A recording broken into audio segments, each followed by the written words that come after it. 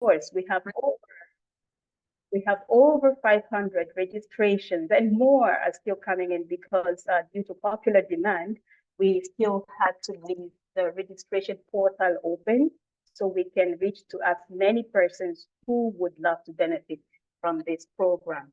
So welcome once again to class this morning. It's a pleasure to have you all here. Okay, so while this is going on, kindly fill out the attendance form. Okay, so before we continue, I would like to acknowledge the presence of some persons very notable in our midst as far as the Transformation College is concerned. But do not get me wrong, you're all welcome. You're all great people as long as you've made it to the school or to this class today. However, let's acknowledge the presence of the following persons. We started with the founder of Transformation College of Business and Technology, no other person but Dr. Orlando Odejide. Thank you very much, Doctor, for joining us in this program today. Your large heart has really affected the lives of many people, not just those on the call today. We've had this program last year, and a lot of people benefited from it. Thank you very much for what you are doing. And also we have the presence of the rector himself, Dr. Henry Aluko. Thank you for joining us today. It's a pleasure to have you here. And also we have Mrs. Mobola Ojo, the deputy rector. Thank you for joining us despite your very busy schedule. Thank you very much for joining us. And we also have Mrs. Sinuke Ogumbi, the registrar of Transformation College. Thank you for joining us today. And last but not the least, we have Dr. Dayo Shobowale. Thank you very much for joining us on the call today. It's a pleasure to have you all, and of course, everybody on the call, thank you for joining us.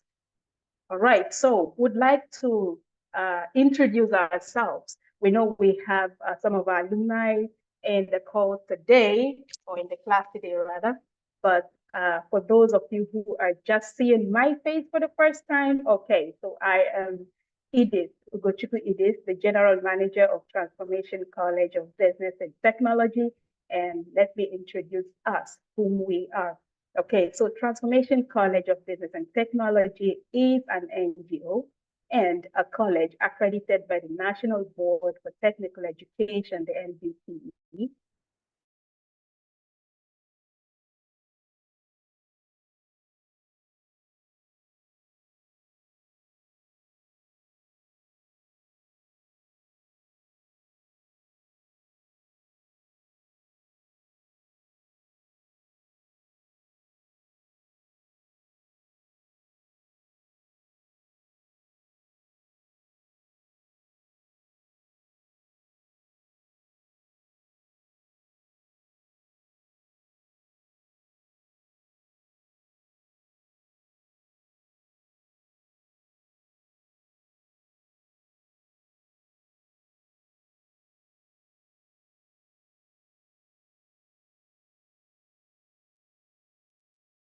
Okay, sorry, I think my network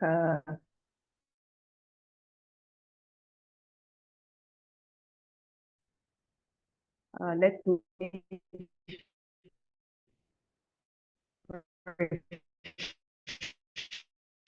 share my screen to provide our students with practical knowledge and expertise in their chosen courses. And these 3 courses are selected, carefully selected, reason being that in today's technological landscape, it is important that we choose courses that would give you the required skills and expertise you need in order to fit into the demands of the labor market or the workforce of today. So these courses are business informatics, networking and system security, and computer software engineering, and many more to come. All right. Our mission is raising a generation of highly skilled professionals, and our vision is to be the #1 educational institution in West Africa with regards to equipping people with transformational knowledge, skills, and capabilities. And our core values are knowledge, excellence, and skills. Now, question would be, why would you have to leave other colleges and choose to study at Transformation College of Business and Technology? Number one is you obtain a National Innovation Diploma certificate after your 2 years of study. And some people would say, oh, what's the difference between National Diploma, National Innovation Diploma? Here at Transformation College, we chose National Innovation Diploma because you are trained to be hands-on with the softwares and technical know-how you need as far as your chosen course is concerned. So that by the time you're graduating, you don't just only have the theoretical knowledge, you have the practical knowledge as well, as far as softwares relating to your chosen course of study is concerned. And of course, because of our affiliation with Microsoft, you also obtain a Microsoft certification as you graduate, because you'll be taking some other Microsoft courses to be well-versed in some of the Microsoft application softwares. And also you'll be graduating with a 2-year work experience. Now, this is because our best students first semester are offered provisional employment to work with our industry partners. Right now, the second semester is ongoing, right? And we are at the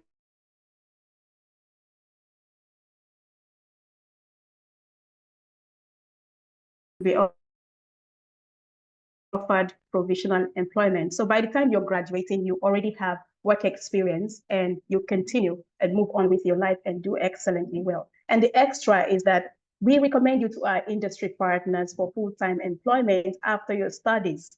Okay, these are perks that comes with studying at Transformation College of Business and Technology. So these are the reasons why you have to choose us. Now, before we continue, would like to take an opening speech from our rector,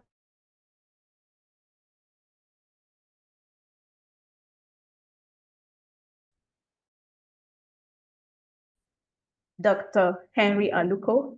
Dr. Henry is a dedicated and highly qualified professional with hands-on experience, providing quality education to students with various academic and psychological abilities to access in creating an atmosphere that encourages productive learning of educational concepts. He possesses exceptional subject knowledge complemented by the ability to create strategic educational plans and ensure excellent quality of student experience. He is an inspirational mentor, a motivator. He is reliable, respected for setting and maintaining high standards and instilling confidence in students to succeed, and a lot more. Ladies and gentlemen, let's put a round of applause in the chat room as we welcome Dr. Henry Aluko to give us a very warm opening speech. Doctor, you can take it up from here. Welcome to class. Good morning, everyone. Edith, can you confirm you can hear me, please? Loud and clear. I can hear you. Excellent, excellent. Thank you. All right. Good morning, students, alumni, partners, and donors, faculty, elected officials, and special guests. Welcome. Thank you for being here on this very special day for the Transformation College of Management and Technology. I would like to recognize our distinguished guests who honor us by their presence today. Dr. Orlando Odejide, founder, Transformation College of Business and Technology. The Deputy Rector, Mrs. Bombolaji Ojo, Registrar, Mrs. Tinuke Ogunbiyi, and Member Advisory Board, Dr. Dayo Shobowale. As someone who has spent some good years of his professional career in the academia, I am deeply humbled and honored to stand before you as a rector of this extraordinary college that is an integral part of our nation, Nigeria, and Africa's intellectual and skill acquisition hub. It is of no doubt that as a society, we are confronted by abundance of complex life challenges and limitations. Thinking about our shared collective and common predicament, it is difficult not to see the vast potential of higher education to function as an agent of change and as a means of serving a greater good. From the beginning of the Transformation College of Management and Technology, our founder, Dr. Orlando Odejide, believed that the college will be an academic institution where all, irrespective of financial circumstances and limitations, could access and benefit from a carefully developed academic programs in a very special academic community as ours. It is the dream of our founder that our collective success and enlightenment, everyone must have the opportunity to be educated and educated well, so that they, with multiple perspectives, could assume positions of prominence and leadership in our society. And from that vantage point, every positive change can be made in the society. In the days ahead, we will focus on our future together with a love of learning, a longing for the discovery, a commitment to success, and putting our college at the forefront as a hub for identifying and engaging skills, as well as producing talents that fuels change. Our strategy for the future is supported by the words of the celebrated American philosopher, John Dewey, who famously noted that education was not preparation for life, but life itself.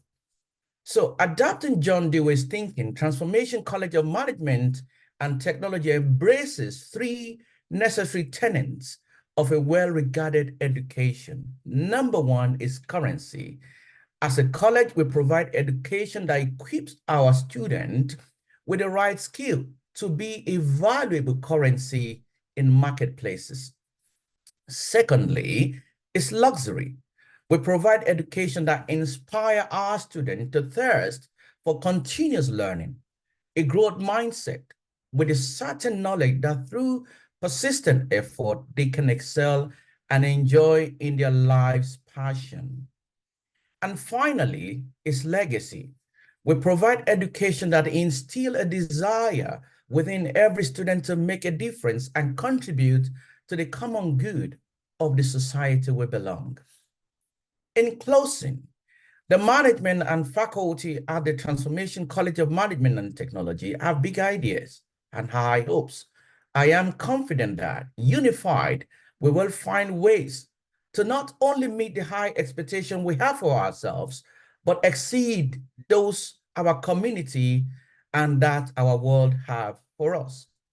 Transformation is not just the act of renewal or rebuilding. It is the process of reimagining, reinventing, and reinterpreting. With resilience and renewal, therefore, we can weather the winds of change rocking our higher education and our society, and as well emerge smarter and stronger for the future. So let us begin this journey together, knowing that through our collective action, creativity, and determined effort, we can make a profound difference. Thank you for listening. All right. Thank you very much. Thank you very much, Dr. Henry. Thank you very much for that warm speech and heartwarming speech. All right, so we'll proceed with the rest of the program this morning. All right, permit me to share my screen.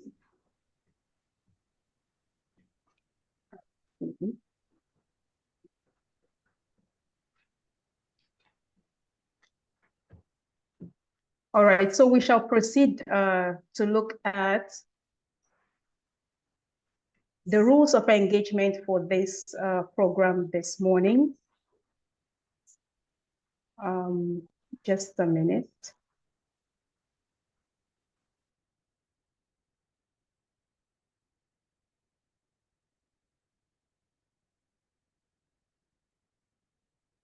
Okay, so here we go.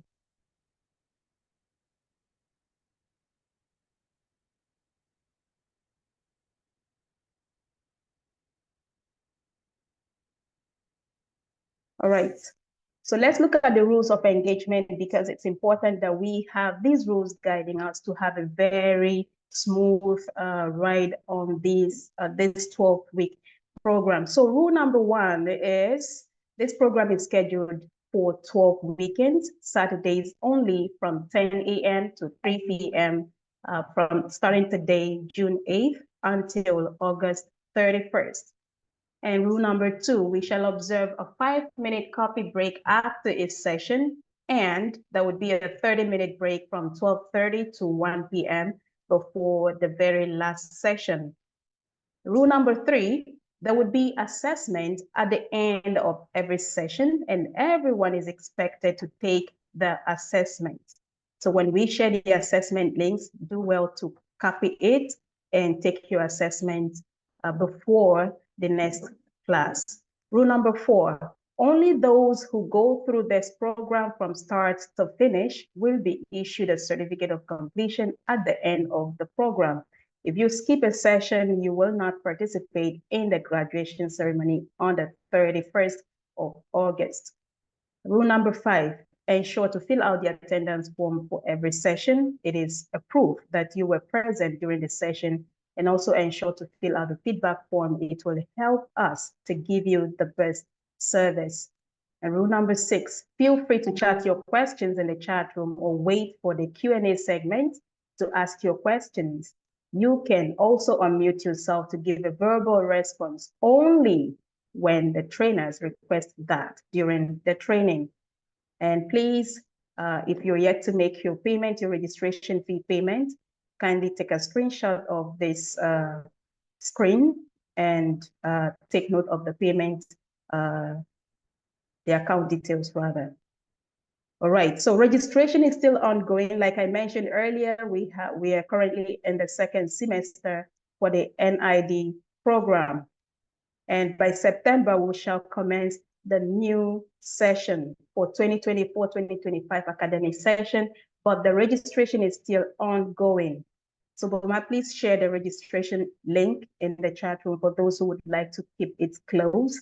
All right, so kindly share the link to people you know that probably their parents cannot afford their tuition to further their education to for higher learning. So they can all come to our college, and because we offer a tuition-free education, so they can have the opportunity of gaining from this program. So feel free, visit our website to learn more, to know more about us, email us or call us as the case may be. And follow us on all our social media handles to get updated with the recent happenings within the college. And most importantly, every of the session of this program will be uploaded on our YouTube channel every Monday. So today's session will be uploaded on YouTube by Monday, so you can rewatch and relearn whatever we have learned today. So subscribe to our YouTube channel to get keep updated. Boma, you can share these links in the chat room as well. All right. So once again, welcome to class. Without further waste of time, would like to welcome the founder himself. Out of his very busy schedule, he is the one to take us on the overview of all the sessions today. Dr. Orlando is an excuse me, he is an enterprise architect and program director with over 16 years of experience in the field of computing, information technology delivery, and management consulting. He has an excellent technical background and has carried out program project management, enterprise architecture, IT management, IT assurance, business advisory, and system integration projects within various industry sectors. Ladies and gentlemen, let's put in our chat room a round of applause as we welcome Dr. Orlando to class. Thank you, Doctor, for joining us. You can take it up from here. Thank you. Thank you very much, Edith. Thank you. Thank you. Thank you, everybody. It's great to have you all here. We're very excited. We've been looking forward to this particular session for a couple of months now, because since we finished the last the one we did last year, and I think we finished the last Saturday of September last year. The last Saturday of September last year, I believe, was when we had our graduation. So since then, a lot of people have asked us that we need to do a repeat or a rerun. So we've decided we're going to do this on every year. So that's what's going to happen. Dr. Henry, thank you very much for that. For the opening remarks that you made. Thank you very much. Your words will go into the sands of time as it is. So that was a very inspiring, motivational, and also, should I say, educational speech that you gave and remarks. So thank you very much for that. We appreciate the your kindness in accepting to be the rector of this organization, and indeed it's our pleasure. So once again, every other person, Mobala, thank you very much for being here. Dr. Dio and Tinuke, we're grateful to all of you for adding your bit to the world, or to Africa as it is, in terms of its development. As Edith rightly said, I am the founder of Transformation College. I'm Dr. Orlando Olumide Odejide, and it's my pleasure to be here. The name of our organization is Transformation College of Business and Technology, and that's our focus. Things that are very much business related and things that are very much technology related. As Edith was speaking, they will share the link. So you will see, if you go online, you'll find some of the links for the sessions that we had last year. So even the same time, when I did this last year, there was a session that we did exactly like this last year, and I'm doing it again this year. So this is going to be continuous. Next year summer, we hope to get 1,000 people. So we had to move it up this year because we started late last year. We started in July. Last year, we ended up running all the way into September, and then our school did not start till October. This year, we decided to start earlier because ordinarily we want to ensure that our school can resume in the month of September. So that's why we're starting a bit earlier, but we'll also take feedback. It's a 12-week program. It always has to be a 12-week program. So we'll see. Maybe we're going to start in the middle because I have a lot of people who are just writing the WAEC or finishing school that need to be on the call, and most of them are still students. Most of them are still students. They're still writing WAEC and doing one thing or the other. So we will look at how we might need to make changes here and there. So we'll see. So once again, thank you to everybody. I had to reach out to a lot of friends of mine because we wanted to hit 500 registration, and we decided that, we're just going to allow a lot of people register so that people can come in, and we hit 550 or something registration. But if you can see on the call, we're just 164 of us. So a lot of people register, and a lot of people end up not seeing the sessions through. So it's the same thing, even of 160 something people that are here, if you don't complete all your assignments and all your assessments, so because you have about, if I'm right, you have about 20, yes, I believe, and we're probably going to increase it to something a bit more. You have about 20 or 20, we're going to increase it to 36. We didn't do any set of assessments for the personal empowerment program last year, but this year we're going to be doing assessments even for that. So you will find out that you have about 30 assessments and assignments that you need to do. If you don't complete the 30 of them, you will not graduate from the program. So of course you get some value from attending. There will definitely be some value that you have come into these classes, into this session in itself, but you will not be able to get the verifiable certificate of successful completion from us, except you complete those 30 assessments. So that's very important. You're going to have 30 assessments and you need to complete all of them before you can get a certificate of successful completion of this diploma in business analysis and ISO standards, which are management systems. And this is our program 2024. So once again, thank you very much, everybody, for taking the time out to be here. You all deserve a huge round of applause that you're taking out of your time to be here. So today, it's a normal day. So it's not a shortened day, it's day one, and it's a normal day. And I'm going to go through different sessions. So I'm going to go through session 1, session 2, and session 3.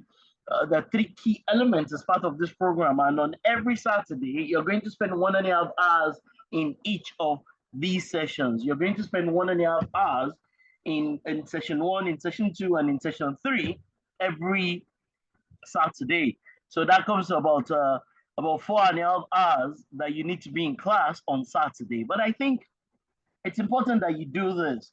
Last year, I had a couple of my friends who are even directors in different government institutions and in different locations. I have people who are CEOs and MDs. Some of them said, you know what, this is good for us to come back into a class like this because it helps us to it serves as a reminder of some of the things that we know. I have people who are PhDs. I mean, we had somebody who's a professor from University of Lagos who was on this program last year, and she graduated and completed it. So the class, when people ask me that this thing that you're doing, who is it open up to? I said it's open to anybody between ages 16 and 60 is what it is that I said. So it's very important that you still get people to join. Today is just the overview. And of course, as part of that overview, I'm going to go through everything. But the good thing is you don't even have any assessments or assignments to do from today. The program proper starts next week. But today I will give an overview of everything that was going to be done over the next 12 weeks. We're already planning the graduation. The graduation is going to be the last Saturday in the month of August. If you check your calendar, everybody, the last Saturday in the month of August is going to be the graduation program. And you can also go online, I think on YouTube, they'll share the links in the chat room. You'll see our graduation ceremony for last year. So please, it's still good time for you to get your friends, get your cousins, get everybody involved to come for the program. It's tuition free.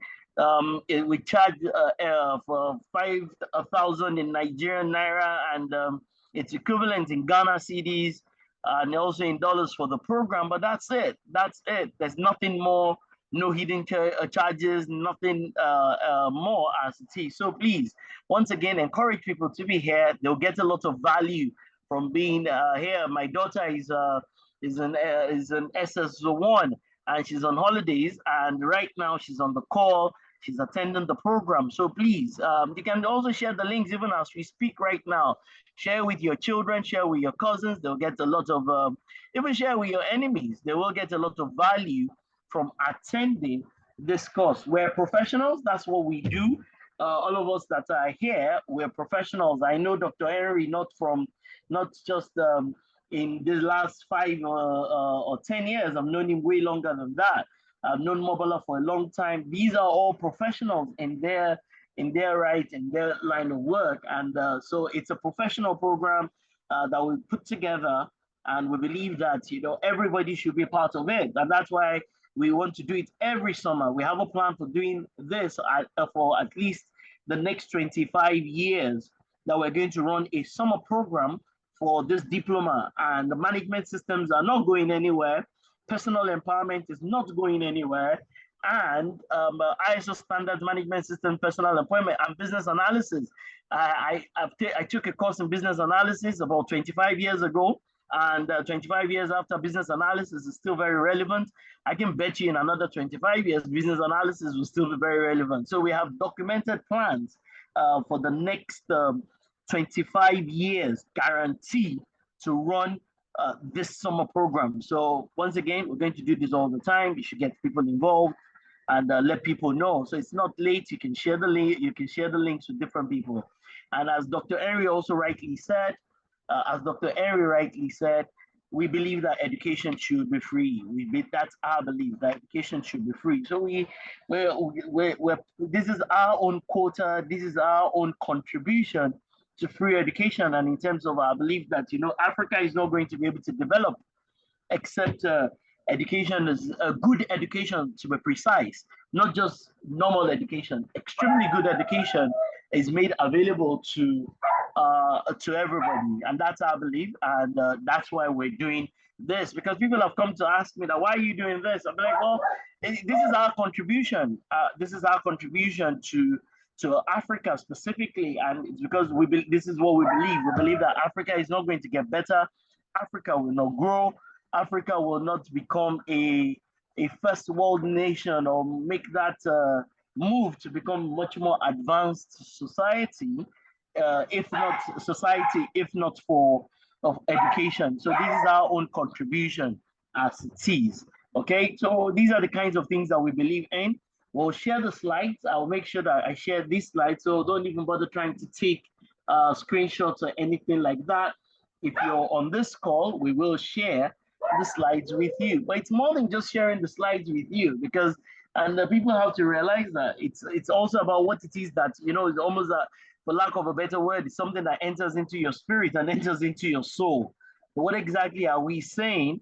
And how do you take these things to work? Now, somebody that I will attend, we were together last week Sunday, and I said, it was saying that, oh, he needs more money, he needs money for this, he needs money for that. And I was like, attend this program. And I can tell you that if you're diligent in not just attending, but you do all your assignments, you put your mind to it, you will be able to get a job somewhere. And even if you're not able to get a job, you'll be better off than before the program. And I put my money and my word on it that, just diligently attend this program and you will get real value out of it. Your revenue, your career, your professionalism will definitely increase as it is. So once again, these are the kinds of things we believe in, that we all have seeds of greatness inside of us. However, this seed of greatness needs to be nurtured and fanned into flame.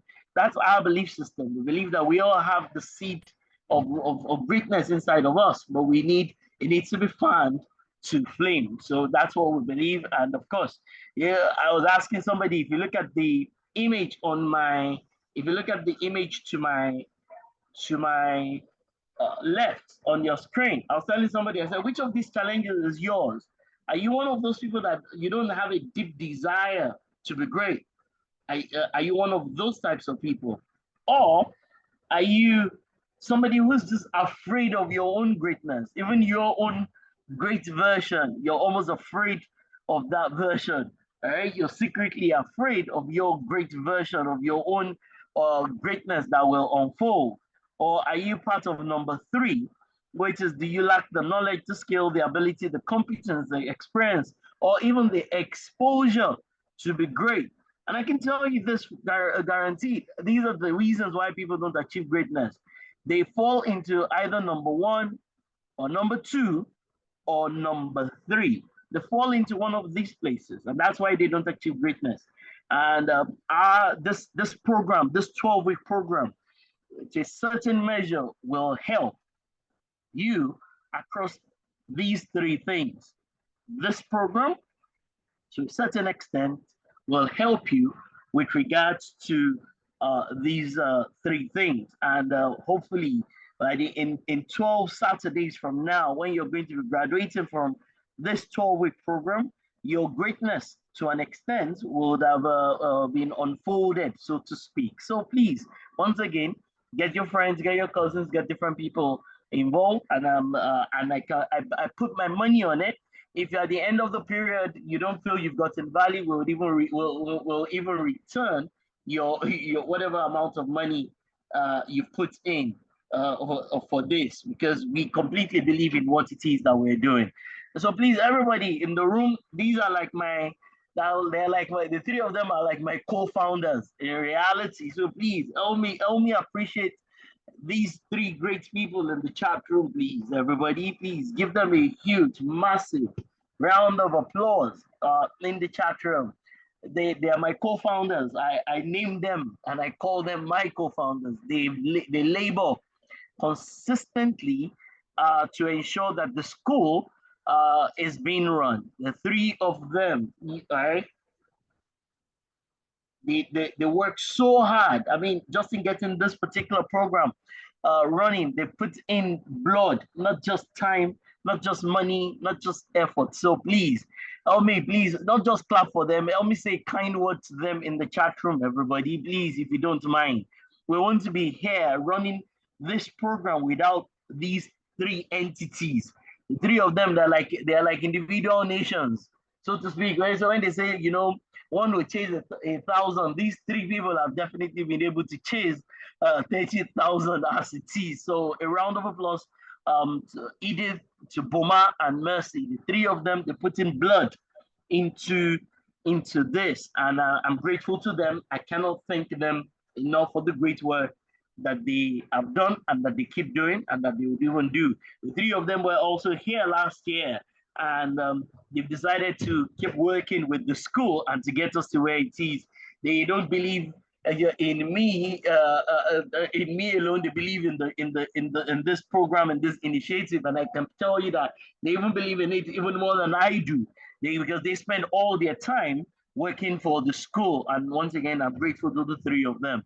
I also like to recognize these three entities and the organization. So this program, as at today, is fully funded by Training Nights, by A4S, and by S&BP. So please say a big thank you once again to these organizations and all their staff and the leaders of the organization of the organizations in themselves, Muyiwa, Wisdom, and Bukola. So please, once again, a big thank you to the three organizations and to the three leaders of the organizations that have supported and consistently support and sponsor this particular program. We're looking for more sponsorship.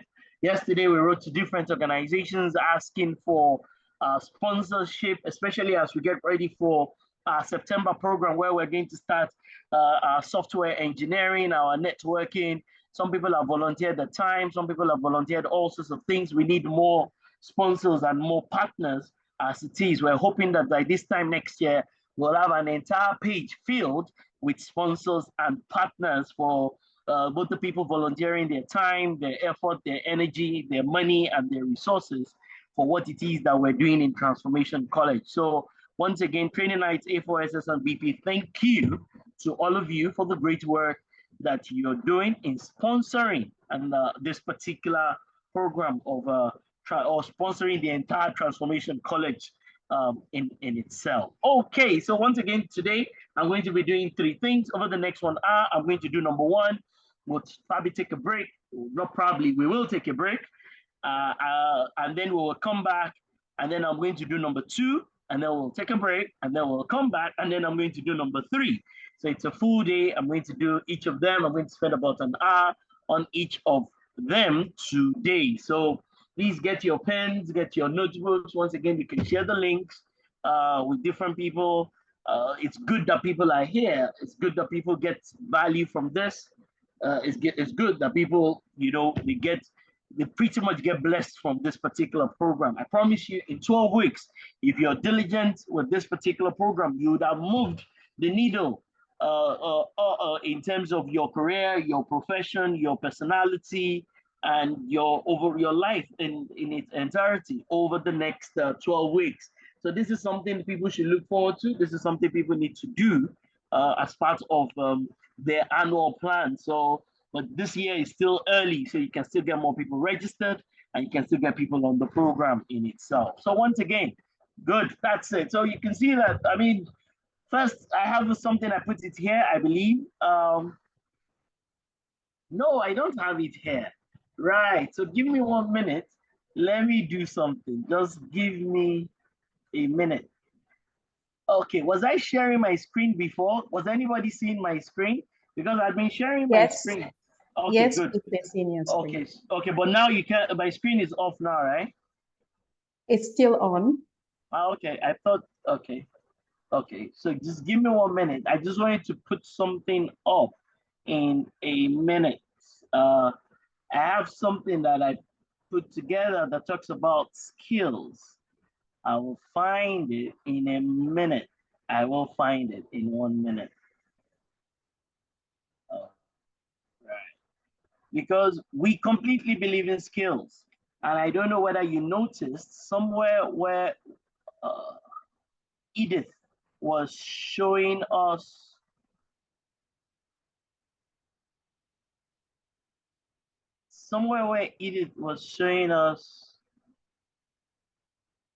okay, okay, I'm sure okay, so I know where to find it. So when Edith was showing us, so maybe Edith, you can show us where you talked about KES again. Do you have, all right? It shows where you talked about Okay, KES. Do you coming have up. it? Good. Yes, I do. So that's what we believe as an organization. We completely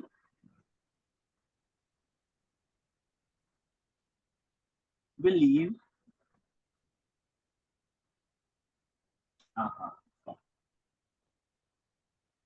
Okay. So we completely believe it's part of our own belief system as an organization. These are our core values: knowledge, excellence, and skills. All right. So, but I would like to make a clear distinction between knowledge and skills. And that's one of the things that makes our school different. A lot of organizations focus on knowledge. That's what people focus on. A lot of educational institutions, for me to be precise, a lot of educational institutions, they focus on knowledge. They are very much into the acquisition of knowledge. But for us, it's more than just knowledge. It is really about skills.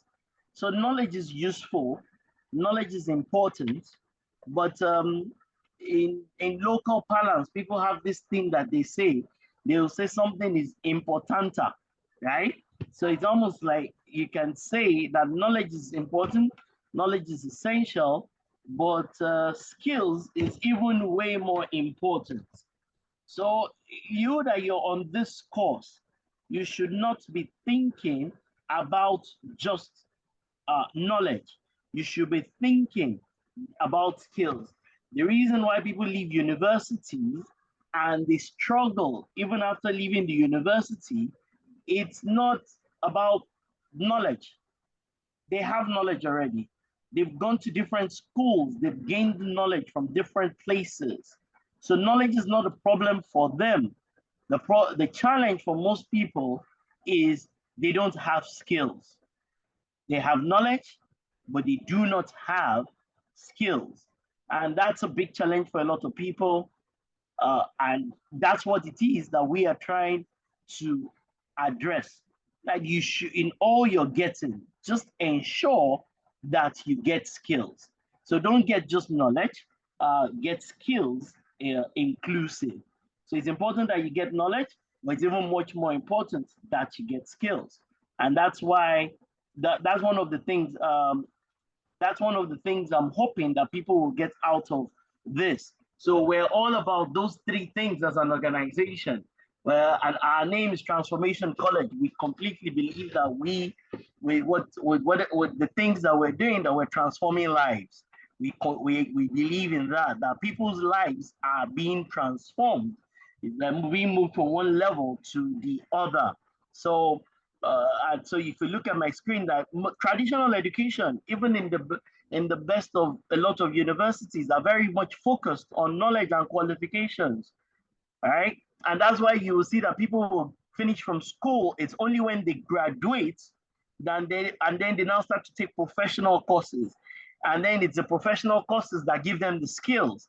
We are trying to combine both to ensure that in our school, it's not just about knowledge and qualifications, it will also be about skills. So you all need to take that away with you. Knowledge is good, qualifications is excellent, skills are even way more important as it is. So it's important that you get this right. So it's the skills that rule the world. It is because of skills. It's because of skills that people are hired. People are not hired because they are knowledgeable. right? Alone.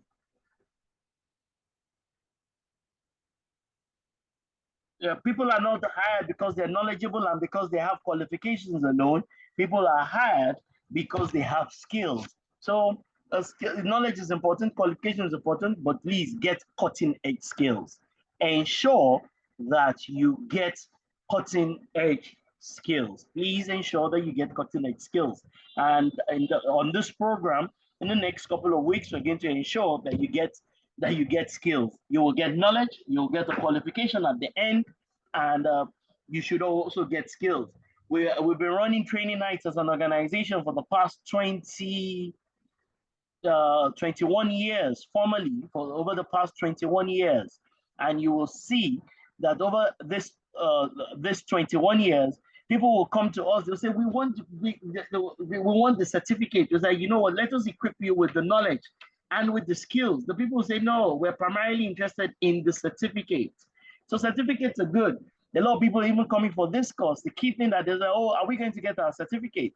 It's good for you to get your certificate. It's even more important if you get the skills. Knowledge is good, certificates are great, but skills are even much more important. People hire you not because you're just knowledgeable or because you have certificates, but because you're skilled. So you should know the difference between knowledge and skill. A lot of people graduate from the university with knowledge in one area or the other. That's what happens in school. People graduate from school. They go to school, they do national service. What they have is knowledge. They end up not really having skills. And we're trying to ensure that on this course, we will give you both knowledge and skills. We will equip you with both knowledge and skills. Once again, lastly, I do believe that Africa, so for me, it's not even just about Nigeria, it's the whole of Africa should be some kind of outsourcing hub. I leave one leg in Nigeria, one leg in Ghana. I believe that, you know, the whole of Africa, we should be the outsourcing hub. I think African Union should look at it and have an objective that over the next 5 to 10 years, they want to move a lot of the things that are outsourced to India and to China. They want to move those things to Africa. They want to move them to Kenya. They want to move them to Nigeria. They want to move them to Cameroon and many other African locations. So this is our contribution to the Africa that hopefully will emerge, to the Africa that will emerge as the outsourcing location of the world. Business process outsourcing, information technology, and even when it comes to knowledge process outsourcing. That is the hope. That is what it is that we're working towards, that Africa in itself will become the outsourcing hub for the entire world in itself. So this is important, that it's our own continent against countries, you know, it's because one country cannot take China or India up. One reason we need to bring our collective strength as Africa and take away and ensure that we become the outsourcing center. So the skills, the knowledge and the skills that we're going to be giving you on this particular program is going to enable this African dream of mine, where Africa becomes the outsourcing continent, and specific countries in Africa will even come out at the top when it comes to outsourcing as it is. So let me get on with the personal excellence program. Last year, we called it the student excellence program, but we realized that, you know, a better name, because yes, you're only going to be student of Transformation College for a certain period. Some of you, you're only going to be students of Transformation College for this particular period. That's it. Like that means at the end of this summer program, you will no longer be at least our direct student. But the skills and the capabilities we're trying to equip you with will be with you forever. So this year we've changed it as part of continual improvement. So we've changed a lot of things. We're not just trying to repeat the program for last year. We've changed a lot of things across board. And even this session that I'm taking this year was taken differently from last year. So we're consistently changing things. We've changed things in the past and we keep changing things. So now we've changed it to the PEP. It's the Personal Excellence Program for this year. And that Personal Excellence Program these are the 10 things that we're going to be doing. So right now, we're also going to create a set of assessments. So last year, we didn't have assessment tied to these 10 different things, but this year we're going to have it. So over the next 10 weeks, we're going to cover everything that is on my screen. So next week, somebody is going to be doing personal vision and goal setting. The week after, somebody is going to be talking about ethics and things like that. It goes all the way, some of the, over the 10 weeks. And you will find that it doesn't matter how old you are, how skilled you are, how experienced you are, how educated you are, you still need to keep improving along these 10 areas. All of us, there's nobody here that is on this call that will say, oh, I'm at the peak, at the absolute world peak when it comes to any of these things. So we've carefully and intentionally picked these areas because we believe that for you to be an excellent person, so that's why we call it the personal excellence program. It's about your personal excellence. It's your own, your personal excellence as an individual. You need to have these 10 things ingrained inside of you. These topics, these themes should be inside of you, and that's what it is that we're going to be doing over the next 10 weeks. These are usually the first sessions of the day. The personal excellence program are usually the first sessions of each of the days. So I'm just going to do a quick overview and a quick run through of this over the next 1 hour, the importance of each of these things. So I'm going to do 10. I'm going to each of these sessions will end up being like an hour plus thereabout. So that's about 10 hours. So I'm going to do 10 hours in 1 hour.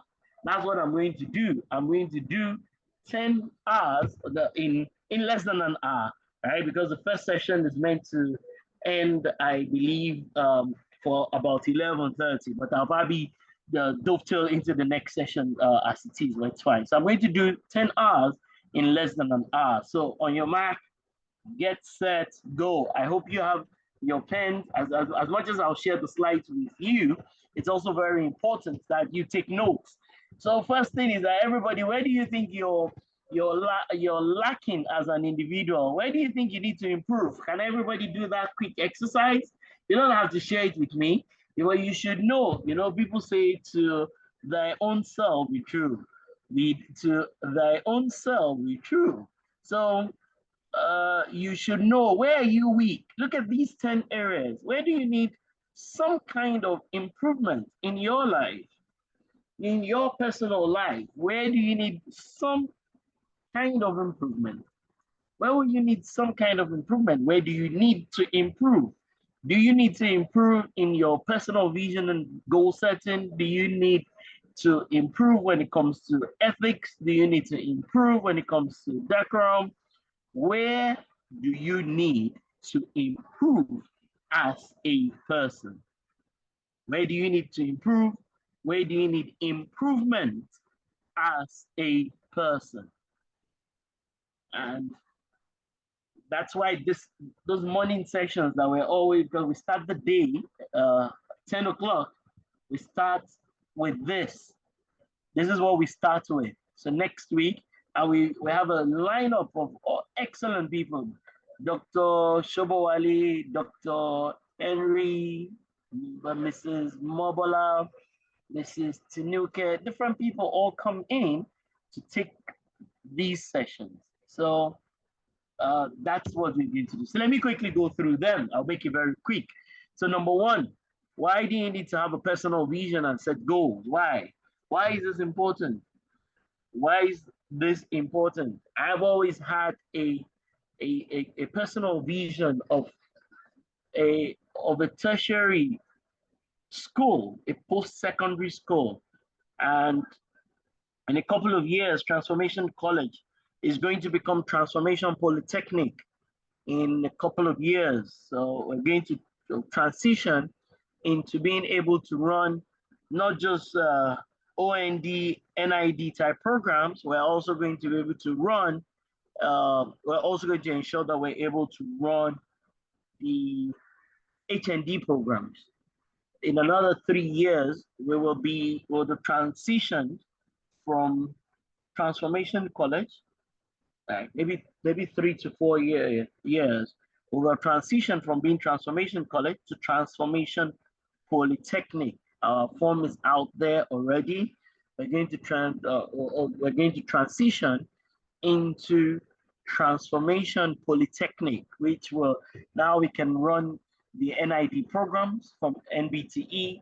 The same NBTE is going to approve us to be able to run HND programs. So that has always been the personal vision of mine. And the goal, once again, is for me, it's not for profit. We already have an organization, we have organizations, we have training nights, we have A4S.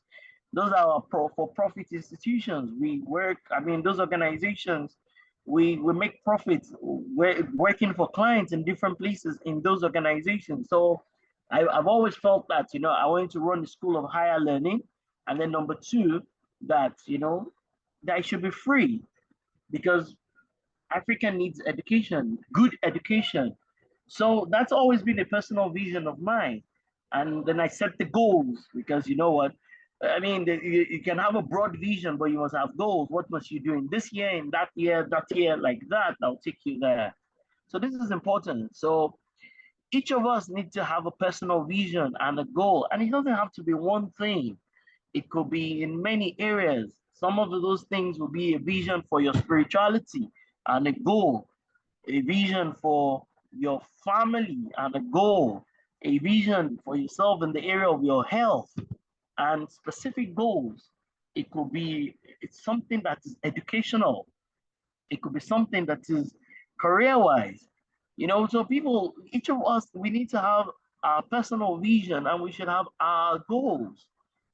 My friend T-Mac did this presentation last year, so please do share the slide. You can share the link in the chat room, so you can see some of the things that he said. But it's important that you have a personal vision. What is your vision and what are the goals? That thing they call goal setting, personal goal setting. And it's in many areas, as I said. It can be educational, it can be career, it can be physical. This morning, I took a 1 hour, 15-minute walk with my daughter this morning. We did it between 7 and about past 8. That's for my health, so that I want to be consistent, taking maybe 20,000 steps every day of the year. They get for my health's sake.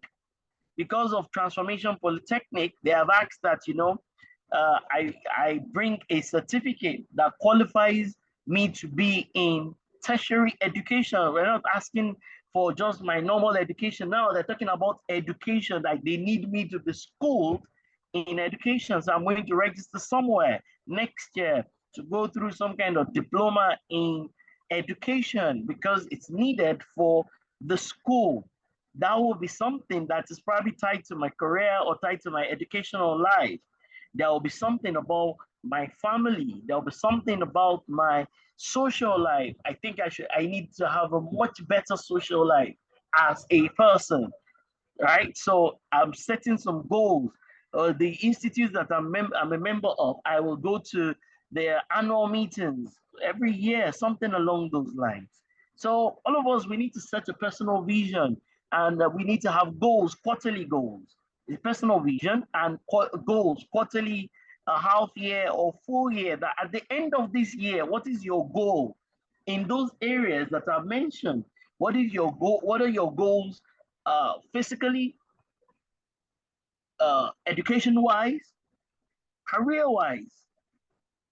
What is your goal spiritual-wise, emotional-wise, social, health goals? You should have goals. You should have a vision, a broad vision, and you should have goals, specific goals. This time, like this time, I must have done this. And you put in the time, the effort, and the energy to be able to do them. And you can see that this in itself, we can spend an entire hour just talking about this whole thing. Why is it important to me? What do I want to become? And people think that, oh, this belongs to young people, but it also belongs to adults. By the time you get to age 30, you have a different set of goals sometimes. It's different vision for your life. By the time you get to age 50, you're thinking about something else. Some people get to age 60 and they're thinking about a complete deviation as it is. So this is in many areas. It's not just, because the tendency is to just talk about educational goals or career goals, but there are health goals, the physical goals. You might have a big tummy like mine, and you might say, oh, I'm going to make sure that I reduce this thing gradually as it is. So the goals can be in many areas of your life. It's not just your education, it's not just your career, it's not just your spirituality, it's also your physical life, it's also social. Like you've heard me say, I think I need to improve in terms of my social connections and my social interactions. You can improve your goals in many areas.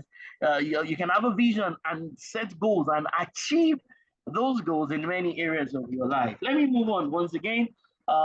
Because I think I've dealt with this adequately. We're also going to talk about ethics. Why is this conversation of ethics? Why is it important? Why do we have to talk about integrity? I like to say that people are only ethical until they're not.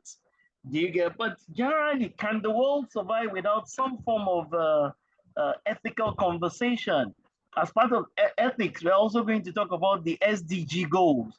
Why is it important that individuals and organizations and entities would also be very mindful, both individuals and even organizations, why should they be mindful when it comes to ethics? So we're going to ethics and SDGs, what I wanted to say, the Sustainable Development Goals, the SDGs. So we're going to add SDGs to this ethics conversation. Why? Can the world survive without any level of ethics in itself? If we're not ethical, all of us, if everybody is anti-ethical, can a company, can a family, can a country survive without ethics? How can each of us, and we're not trying to be sanctimonious here, but how can each of us, to an extent, demonstrate ethics? How can each of us, to an extent, demonstrate ethics? Morality, honesty, having principles, being right, fairness to others, having a great conscience, being able to add value, giving people choice, and us taking responsibilities for our own actions. How can we be ethical? And as part of being ethical, how can each of us, how can we contribute to the sustainable development goals? How can each of us contribute to the sustainable development goals? So this is important that we're going to get one of our directors also. She's going to be taking this. She's a lawyer. She's a strategist. She's a risk management professional. She's a compliance executive. So we're going to get her to take this particular session as it is. I move on very quickly. This is the third one. And I know this year we're looking to get a new person to take this because I mean she does this everywhere, and we want to also encourage her.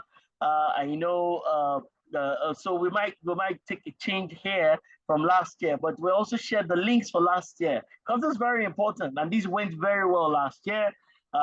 We just want to keep ensuring that we open up our program even to wider audiences so that we can also allow people to contribute as it is. But this was beautiful last year. So Edith, if you don't mind, you can put the specific link for the decorum and the etiquette class. And that's the good thing. We put all our classes on YouTube, and we're grateful to YouTube for granting us that platform that we can put our classes on it, and then people can always go back and have a look at it.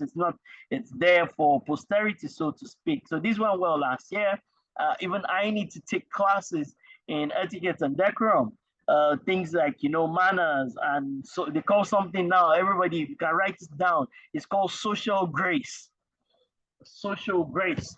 And I was watching something on Good Doctor, and that's one of my favorite TV series. And there's a lady, I think the season what now? I don't even know, season 5. There's a lady who's like some kind of naval veteran, and that she said she went to Afghanistan and she uses a prosthetic leg like that. And she did something in one of the early episodes. I don't even know what season it is, whether it's season 5 or season 6. I just keep watching it on TV. I think it's season 6, if I'm right. I don't know. It's one season. Anyways, uh, she's got the lady who is a doctor. She she calmed the particular situation down, and then the other guy, who's also a medical doctor, was asking her and was saying that, you know what, I like your bedside manners, is what he said, and he was referring to the conversations that she had when she did that thing where she de-escalated a particular customer of the Bonaventure Hospital that was going to go ballistic on them for one thing or the other. So, and that thing that she did, which is to de-escalate a particular situation, they teach them this a lot, people who do customer service. And I believe that all of us, we do customer service one way or the other. I think everybody is involved in customer service one way or the other. So we're also going to be doing this year. So please just pardon me. I'll just change to a different computer. Just give me a minute.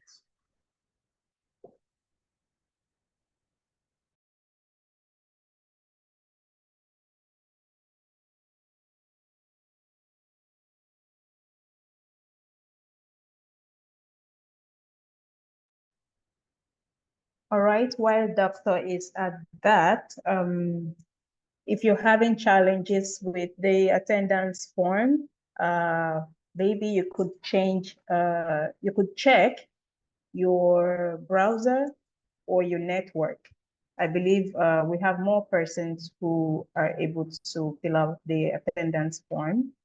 And like I said, from the beginning, the student number should only be filled up by the existing NID students. So if you're not an NID student of Transformation College, kindly leave that text field blank. And then the material will be sent to every one of us via our emails. And if you have not joined the WhatsApp community, kindly check your email response you got when you registered for this program. You would see the WhatsApp link right there.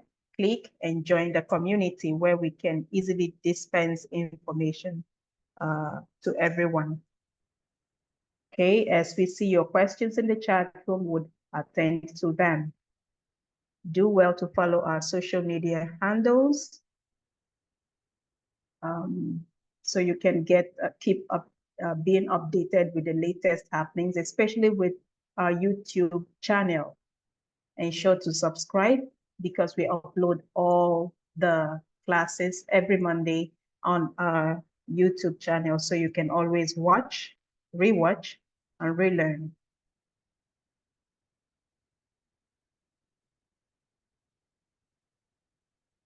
And if you do have questions as the class is going on, you can drop your questions in the chat room, or you'd wait for the question and answer segment, and we'll take all your questions as relating to the 3 sessions that we have this morning.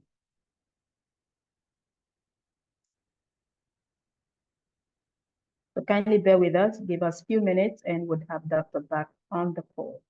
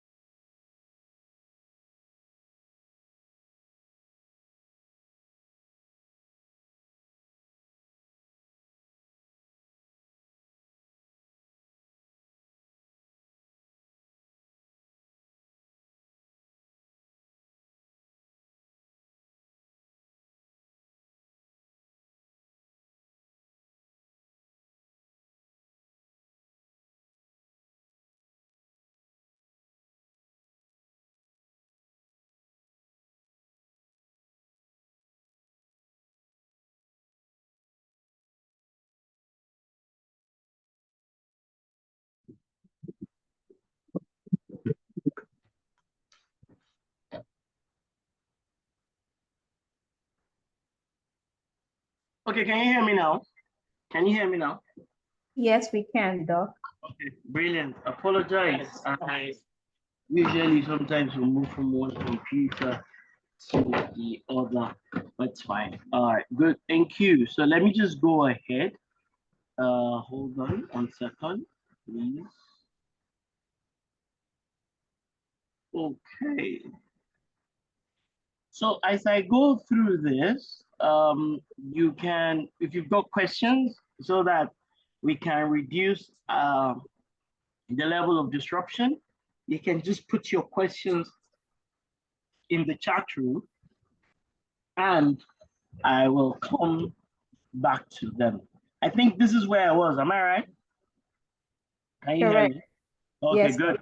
So I think I'm done. I mean, even I always look forward to this. I want to improve my social grace. I want to improve what can be termed to be my level of social grace, my level of decorum. Sorry, 1 second.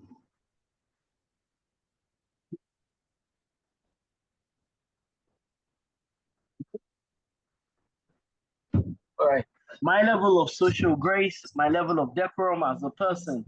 So I'm definitely looking to improve in this area of my life as it is. And I do think all of us need to improve in terms of decorum and etiquette and social grace. So this is something we should be looking to do to attend. And I think a lot of people, you should even go back to the video for the one for last year. It was a brilliant one last year. So everybody, once again, they'll share the link in the chat room. Go back and watch it. It would help you, and we'll probably take a different dimension to it this year. But it's brilliant as it is, and I look forward to that. This is also another area that we're going to go through. You know, a lot of people. Sometimes a while ago, I sat down with somebody, and the person had lost his job, and I could see this is a senior person in a bank, like a senior manager, and the person lost their job and they were literally, you know, like they didn't even know what to do. They were confused about life in itself. And I'm like, dude, all that happened was that you lost your job. It's not that deep. You can always get another job. But the person thought that life was over, that because they lost their job, that was the end of it all. So, and that's what happens. So you see, sometimes our younger ones, they fail an exam and they completely lose the plot because they failed an exam. Because they failed an exam, they completely lose the plot. They are completely lost just because they failed an exam. And that's not, that should not be. So it's important that all of us, so, and there's this great book by this lady called Angela Duckworth. And I think a lot of people should get access to the book. I think all of you would even find free versions of the book online. And then you will also, if you go on YouTube, you would also see the book in itself. So resilience is something that all of us will need to build. And if we have more resilient people, mentally, emotionally resilient people, the cases of mental health that we have hopefully will also decrease if people have built grit and resilience in themselves, in their personality. If you fail at something, that's not the end of the world. If you fail an exam, that's not the end of the world. If you fail in business, if something is not going well for you, if you know, if things have happened, that is not the end of the world, and that should not be the end of the world. So that's where this conversation around resilience, that's where it comes in, that you're resilient in your person, in your personality, and in your capability, mentally, emotionally, that you're a resilient person. So we're going to have sessions on resilience, and this is definitely one area that, you know, all of us, we need to work on. That's why I said the 10 themes or the 10 topics that we're going to be talking about inside of the personal excellence program. All of us, be inclusive, everybody on this call, we all need to improve. We have one thing or the other to improve, where we should improve in one area of our lives or the other when it comes to those 10 things. Now, resilience definitely is one of them. So I'm going to encourage you. Your children need to be resilient. Your children, your wife needs to be resilient. Your husband needs to be resilient. Your boyfriend, whatever that person is, your cousins, your nephews, they need to have this characteristic of resilience in themselves, that they're resilient people, body, mind, spirit, and soul. They are resilient people, and all of us need to have this capability. And we're going to have somebody who's going to speak to us about this as part of the group. We're going to spend one of the Saturdays really discussing this concept of resilience and grit. How do we, our ability to be able to persevere, persevere in studying for WAEC or JAM, persevere in going through Transformation College summer program, persevere in going through the entire Transformation College NID program. How do you persevere? How do we do that? So it's important that we do this and that we get this right as a people. We're also going to talk about interpersonal skills. So we're going to spend some day talking about interpersonal skills. Once again, you're in this room in this class on this day, where are your biggest areas of strength? Where are you weak? Are you a great communicator? Because you can't, essential to interpersonal skills is communication. Are you a great communicator? That's important. Are you great at influencing people and influencing others? Are you great at communication? Are you great at these things? And those are the kinds of things that we're going to be talking about on the interpersonal skills. Are you great at conflict resolution? Are you great at many things? So we're going to have this discussion on the interpersonal skills. Patience. Do you have a positive attitude? Are you able to motivate yourself and motivate others? Are you able to do that? So we have one Saturday where we're going to be dealing with interpersonal skills, and that definitely is useful, that is valuable, and that will be of value to you as it is.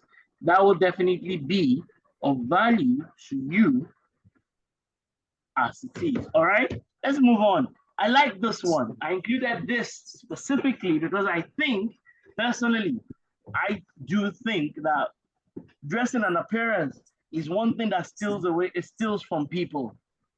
I think this is one area that people, they underestimate. They underestimate their dressing and their appearance. There are people that I know that, the thing that is selling from them. I was with somebody. I was with somebody recently, and this is a highly skilled, highly professional, highly revered professional, and highly, respected person. But the person's appearance steals from what it is that they are. You look at them and you can't, what it is that they actually have, you can't even tie to them. This is a very brilliant person that looks like somebody that is speaking, that, that almost looks destitute, so to speak. And this is very important. My younger brother will typically say that, he used to say it then, and I used to look at him because I'm not a big dresser myself. I'm not somebody who believes that I should wear, a red tie and pocket square every day and a three-piece suit. I'm not that kind of person. I wish I was. I wish I'll take better of my appearance so that I can also look like all those people that wear that they wear pocket square and they look so professional. But you should not look like somebody that is like a bum. You should not go to somebody's reception and they think that they shouldn't relate with you. So I'm not a big dresser myself, but it's important that you dress well. You can't, honestly, we can't overstate this particular thing around your dressing and your appearance. And this is part of your professional excellence bouquet. I look at people who are well educated and all that, and when you look at their appearance, and then because of their appearance, they're not being invited to places to do things because of their appearance. I know a consultant that, has a strong body odor, body smell, body odor type challenge. And because of that, their company was not given a contract any longer because, the lead consultant will go into the room and everybody will, the whole place will start to smell badly. So we're going to talk about this. I know it's, in a sense, it's also tied to your decorum and to your etiquette, but yet specifically, how should you dress professionally? You want to become the director of a bank, the director of an insurance company. You want to be taken seriously. How should you appear? And what should you note in here? So of course, elements of social grace is also involved in the dressing and the appearance, but I think this is very important.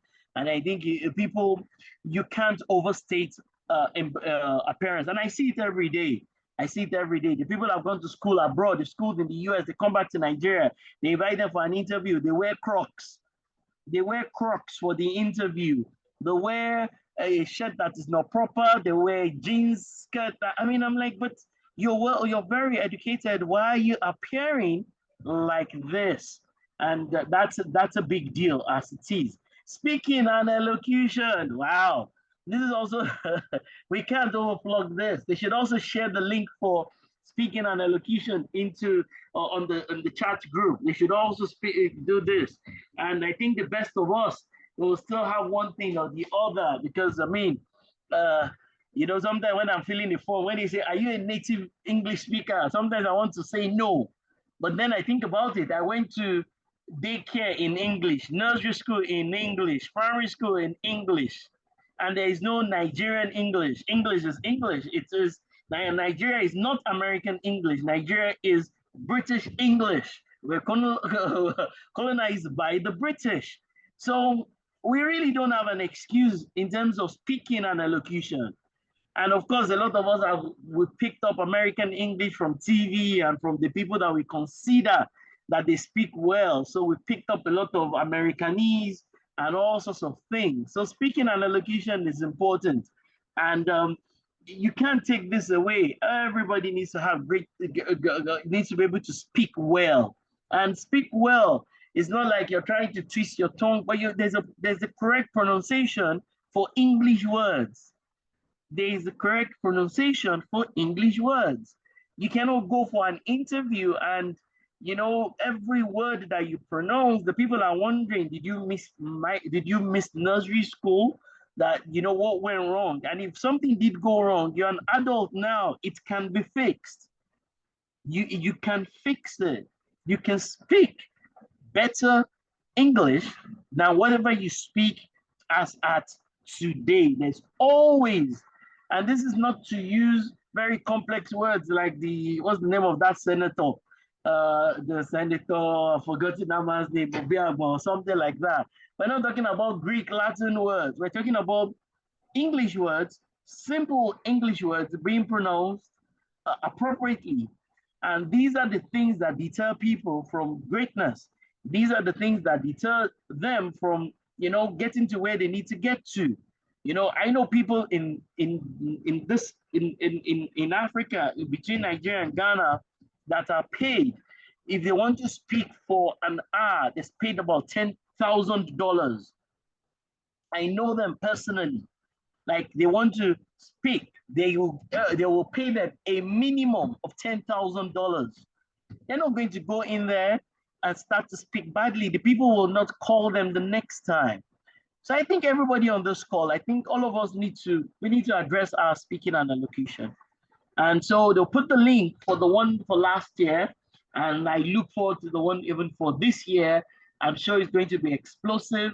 You will then see that, you really need to go back and ensure that you fix your speaking and your elocution as a person. All right, presentation skills. Once again, the people, imagine yourself being paid 10,000, 10,000, 10,000 for an hour. I didn't say for a day, for an hour to speak. Then you must have great presentation skills. That's why you should be watching TED Talks. That's why you should be watching TED Talks. You should go and check. Even TED Talks has a training now on great presentation.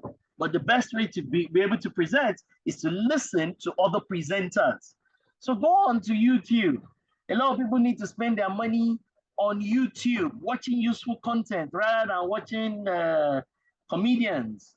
You need to watch this. If you spend your life watching TED Talks, your presentation skills will improve.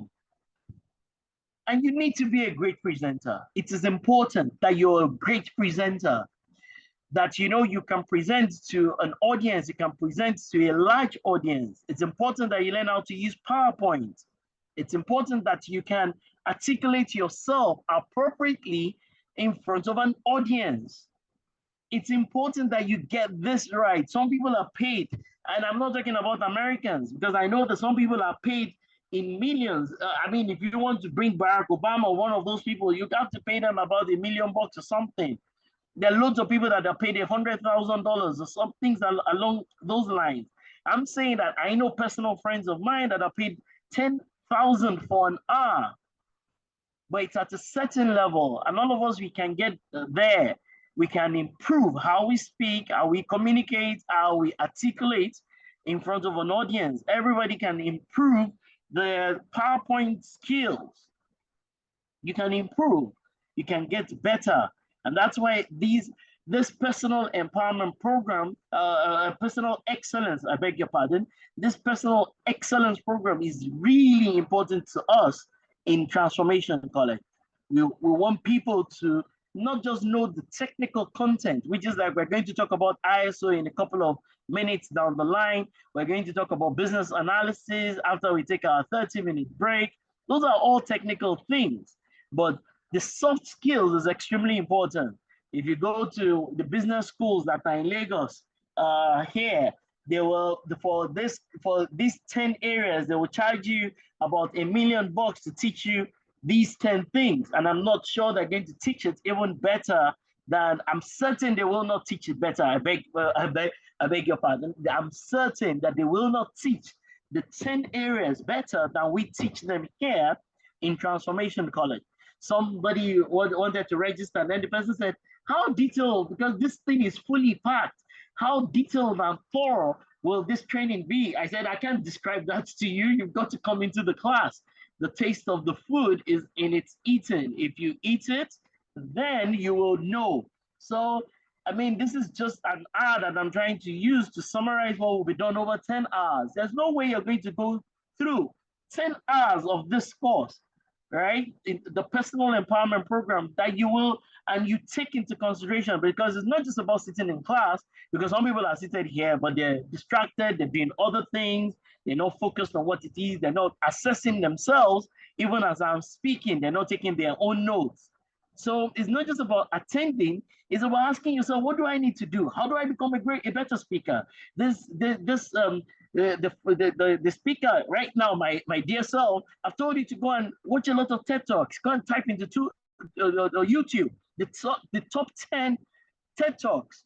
You need to get better when it comes to presentation, I tell you, and your organization needs that, you need that, your department needs that.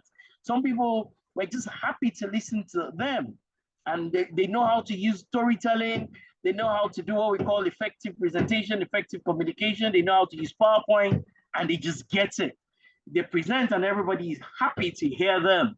Are you like that? Are you there yet as a speaker of some sort? We're also going to talk about negotiation skills and tips. Very important that you know how to negotiate out of every situation, that you understand what negotiation is.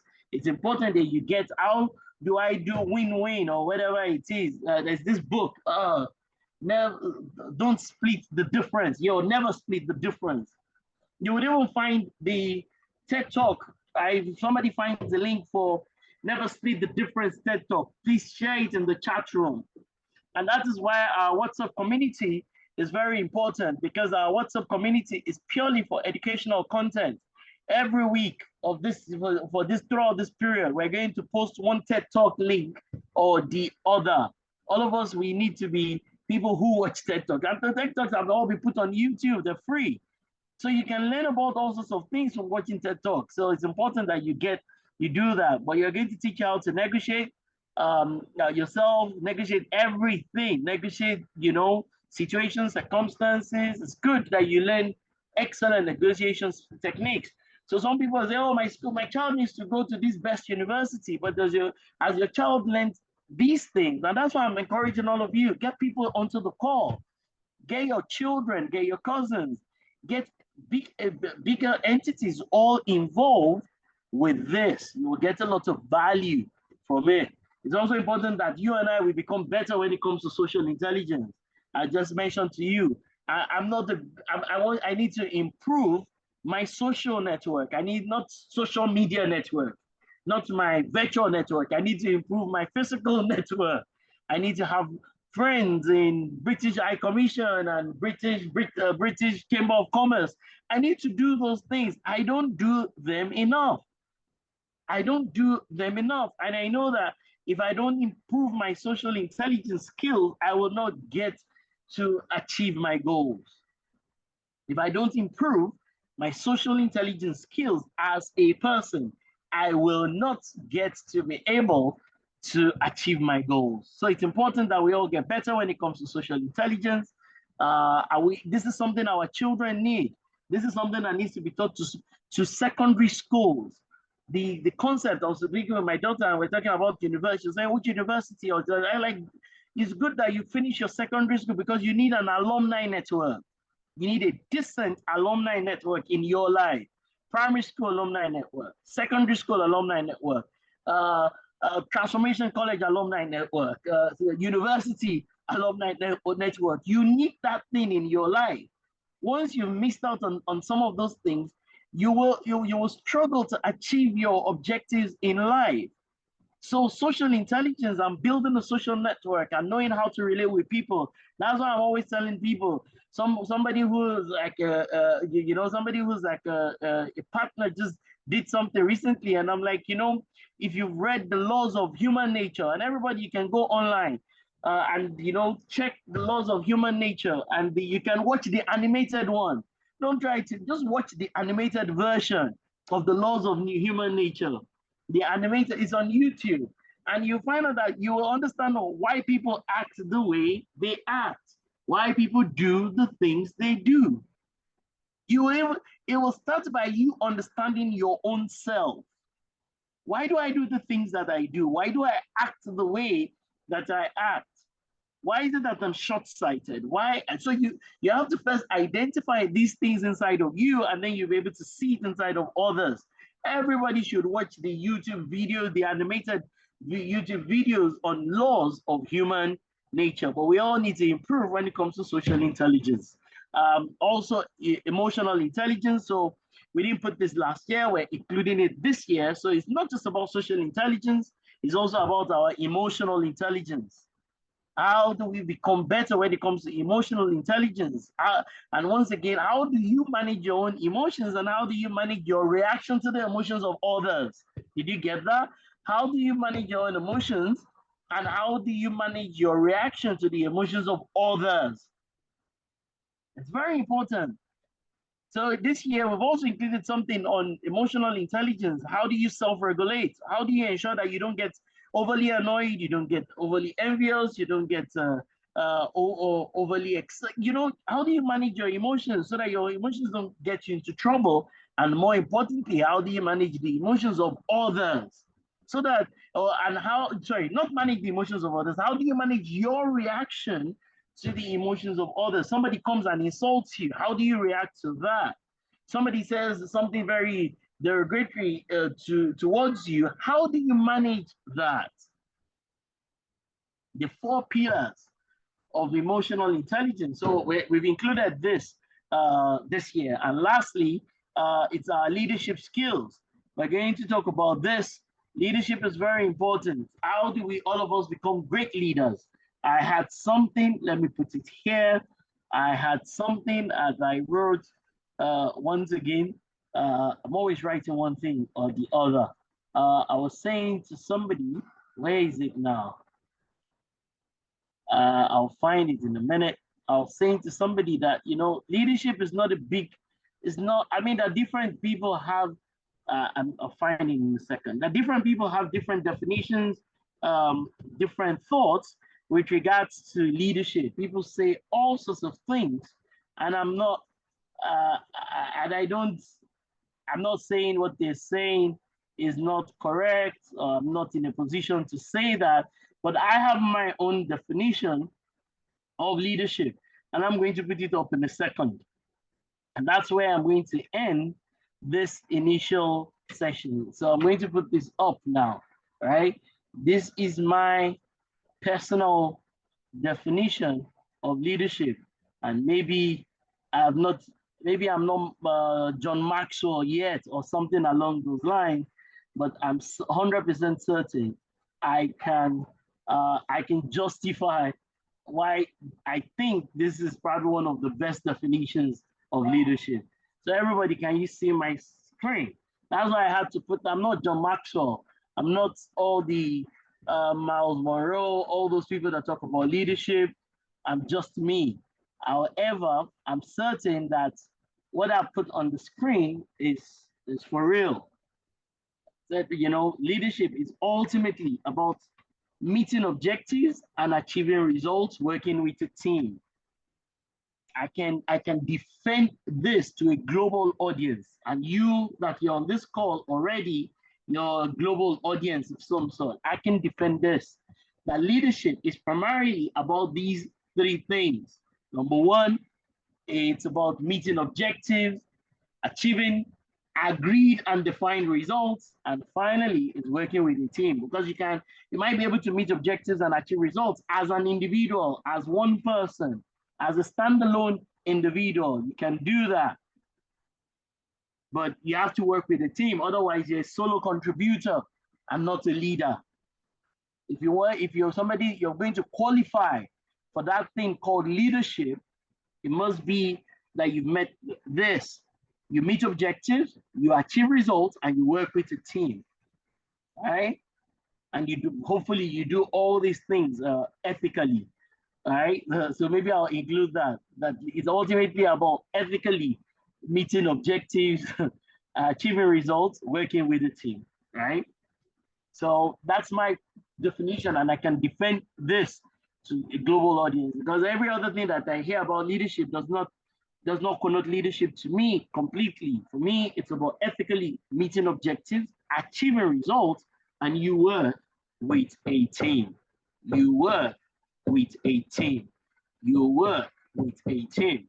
It's as simple as that. So once again, thank you very much, everybody.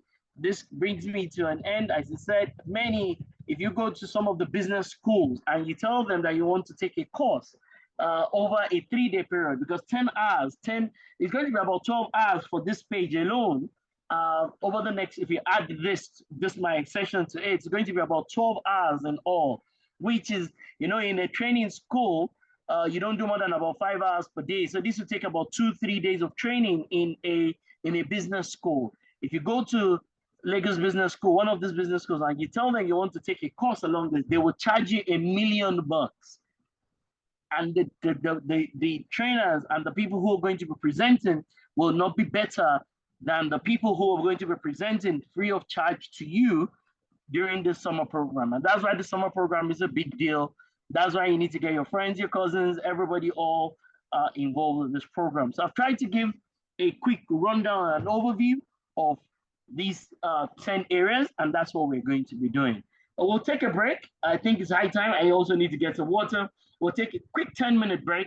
I will come back and I'll speak about ISO standards, and then we'll take a break and I'll come back and I'll speak about business analysis. Right. Thank you very much, everybody. Thank you. Let me go to the chat room. Are there questions that people might have that I might need to quickly attend to while we'll take a 10-minute break? Is there any question, Edith? All right, is there any question that we need? So earlier on, I saw somebody ask, what is the meaning of social grace?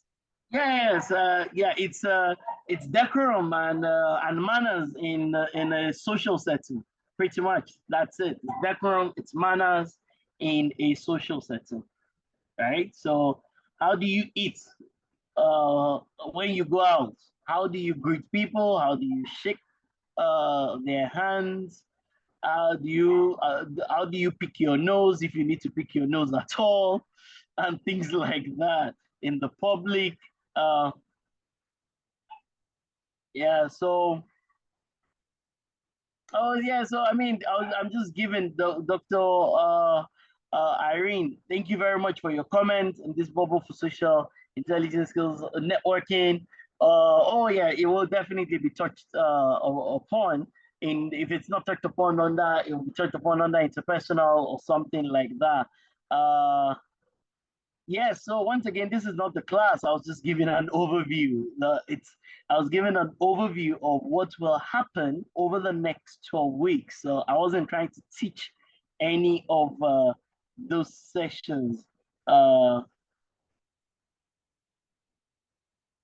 I get what you mean, Dr. Irene. That's why I talked about ethically. So yes, I agree with you. So because you have narcissistically, I completely thank you very much for that, Dr. Irene. Thank you for your thoughts. I agree with you because it's very easy for people to be narcissistic in their approach to things as it is. So I do agree. I do agree with you. Um, so yes, that's why I said I'm going to include ethics into it as it is. But yes, I've seen them. You weren't sure I'll be able to see them, but normally that's what we'll do. We'll come back and I'll look into the chat room, and I've been able to see some of the questions as it is. So yeah, you're right. Yes, all the certificates. What's the name of the certificate? Yes, it's called the Diploma in Business Analysis and ISO standards. That's what it is, a diploma as it is. So yes, I think I've answered majority of the questions. We will come back here. So it's in Nigeria where I'm seated presently. It's about 11:45. I can take all the questions. Let's just take a quick 15-minute break and we'll come back at 12 and I will quickly do the ISO standards in an hour. It will be the same thing. I'm only going to be doing an overview of the 10 ISO courses that are going to be covered. It's 10 different ISO standards that will be covered as it is. So yes, the person who is going to be taking the ethics class is going to give their definition of ethics, and you can all have that conversation. What is ethical, what is not ethical, and things like that. Perfumes for interviews. Thank you very much. The person that is going to be teaching that, I'm not the expert on dressing and appearance, so that you don't wear one of these perfumes that you go into people's receptions and the entire reception is smelling of your perfume or whatever you put on. That's important as it is. Yeah, Vitalis, he said it's wonderful beginning. The end won't be entirely different, I hope. Exercise some faith. Moreover, it's a free class. Vitalis, if we've done this at the beginning, I don't think we would be playing. So you should be a positive person, Vitalis. You should exercise some faith and some hope and some positivity in your interactions as it is. So good. Thank you very much, everybody. Let's go on break. Otherwise, we'll keep talking throughout this 15-minute break. Let's go for 15 minutes. We'll come back at the dot to 12 and we'll take it up from there. Thank you, everyone. Thank you.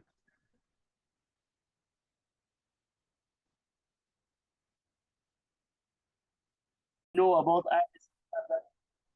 ISO standards are very important. People don't know enough about ISO standards, the importance of ISO standards, the value of ISO standards, and things like that. So it's important that people take this into keen consideration. And because one of our own companies is very much focused on the on a lot of audit and advisory when it comes to ISO standards, that's why we've included it in this particular program. So we're going to take you through 10 different ISO standards, and we're going to learn what are they for, why are we even talking about them. International standards are important.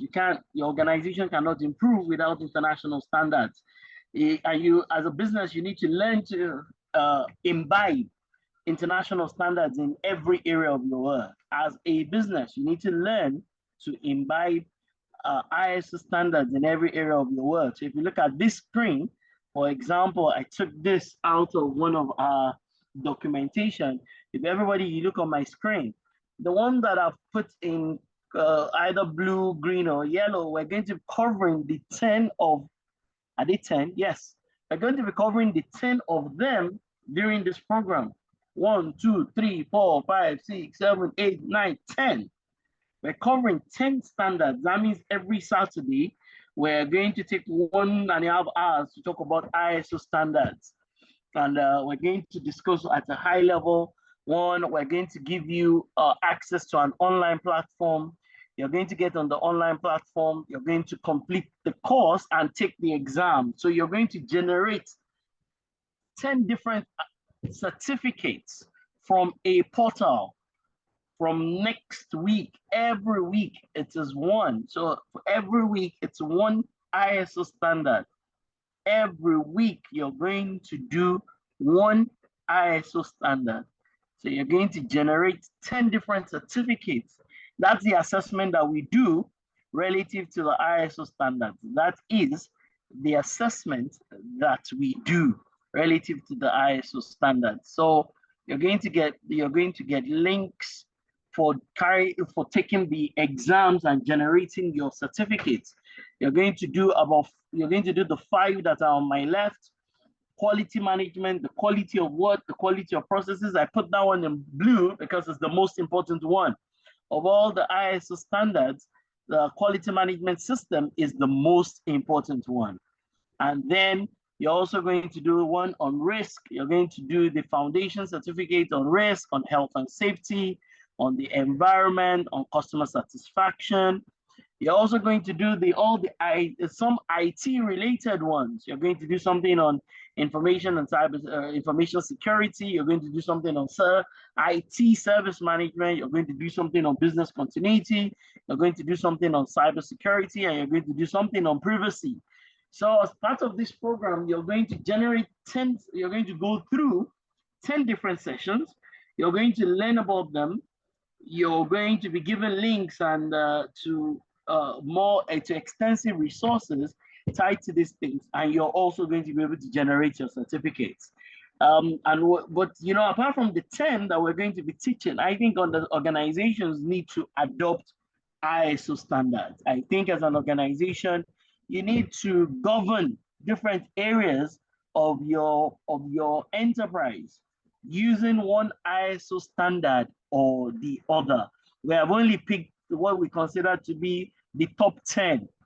And that's why we're going through them as part of this particular program. So we've only picked the top 10, and that's why we're going through them as part of this program in itself. But you can see that there's some others that are there. There is an ISO for anti-bribery, for managing assets, for compliance, for records, for software quality, for forensics. I mean, it's an extensive list of ISO standards that exist out there. But we're teaching about 10. That's because every organization needs to ensure that at the very minimum, they standardize their work, their operations, their products, and their services in line with the international standards. So if there's an international standard for doing something, then your organization needs to take the international standard into keen consideration. If there is an international standard for carrying out something, your organization needs to take that particular thing into keen consideration. But there are many ISO standards. And there's a lot of work everywhere globally looking for people to be ISO certified. There's a lot of work globally that people should be ISO certified, both on the business side of things and also on the IT side of things. So there's a lot of work for everybody to be ISO certified. So please take ISO standards seriously. It's important that, I mean, the title of our course in itself is business analysis and ISO standards. So this is half of the entire course in itself. The personal empowerment is what we believe will be ingrained into the bloodstream of our people. But the real professional skills that you're here for is ISO standards and business analysis. It's ISO standards and business analysis. So those are the two as it is. So let me quickly talk to you through a couple of things. Once again, I'll share the slides with you, and I hope you're listening, and I hope you're taking your notes. Organizations have all these challenges in one form or the other. Organizations have all these gaps, these challenges in one form or the other. Organizations have all these challenges in one form or the other. There are leadership gaps in organizations. There's governance, risk, and compliance gap in a lot of organizations. There's a strategy gap. There is organizational structure gap. There's a policy gap. There are processes and operational procedural gaps. There are technology gaps. There are people gaps.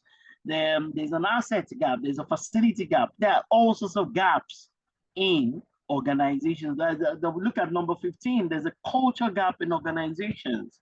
There are gaps in organizations. It doesn't matter. The best of companies still have one gap or the other to a certain measure. Go to Shell, go to Nestle, go to anywhere around the world. There are gaps. There are always gaps in organizations, all right? And that's what ISO standards are there for, to help you address and fix the gaps, to help you bridge these gaps. That's what ISO standards are for. If you understand how to adopt and adapt them appropriately, if you understand how to adopt and adapt them appropriately, these gaps can be bridged. One way or the other, these gaps can be bridged. These gaps can be bridged. So once again, please, somebody was asking me to send me a message that can they invite others? Please invite others. You can share the link. This link that we're on, you can share it. It's not too late for you to still bring people in this afternoon. So please, you can go ahead. You can get as many people in. It's a free class, so it's not a problem at all. Okay. So if you get the appropriate adoption of the various ISO standards, especially the 10 that we're going to be covering over the next 12 weeks. If you get them right, then you're in a position to start to help an organization bridge some of its gaps. And that's what happens when people go for interviews. You know, these days, there are all sorts of services on LinkedIn to help people write fictitious CVs.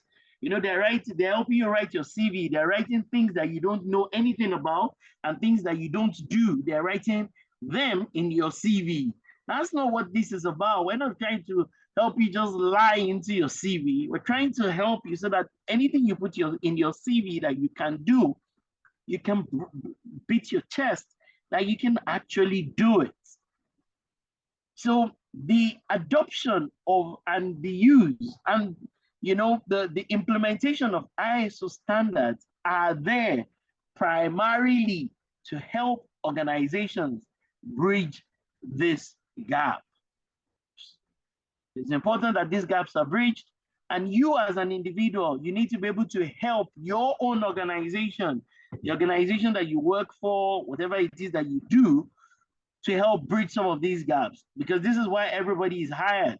We're all hired to do one thing or the other by our organizations, and those organizations are hoping that one way or the other we can help address these gaps. So everybody, you need to bear this clearly at the back of your minds, and you need to take this into keen consideration.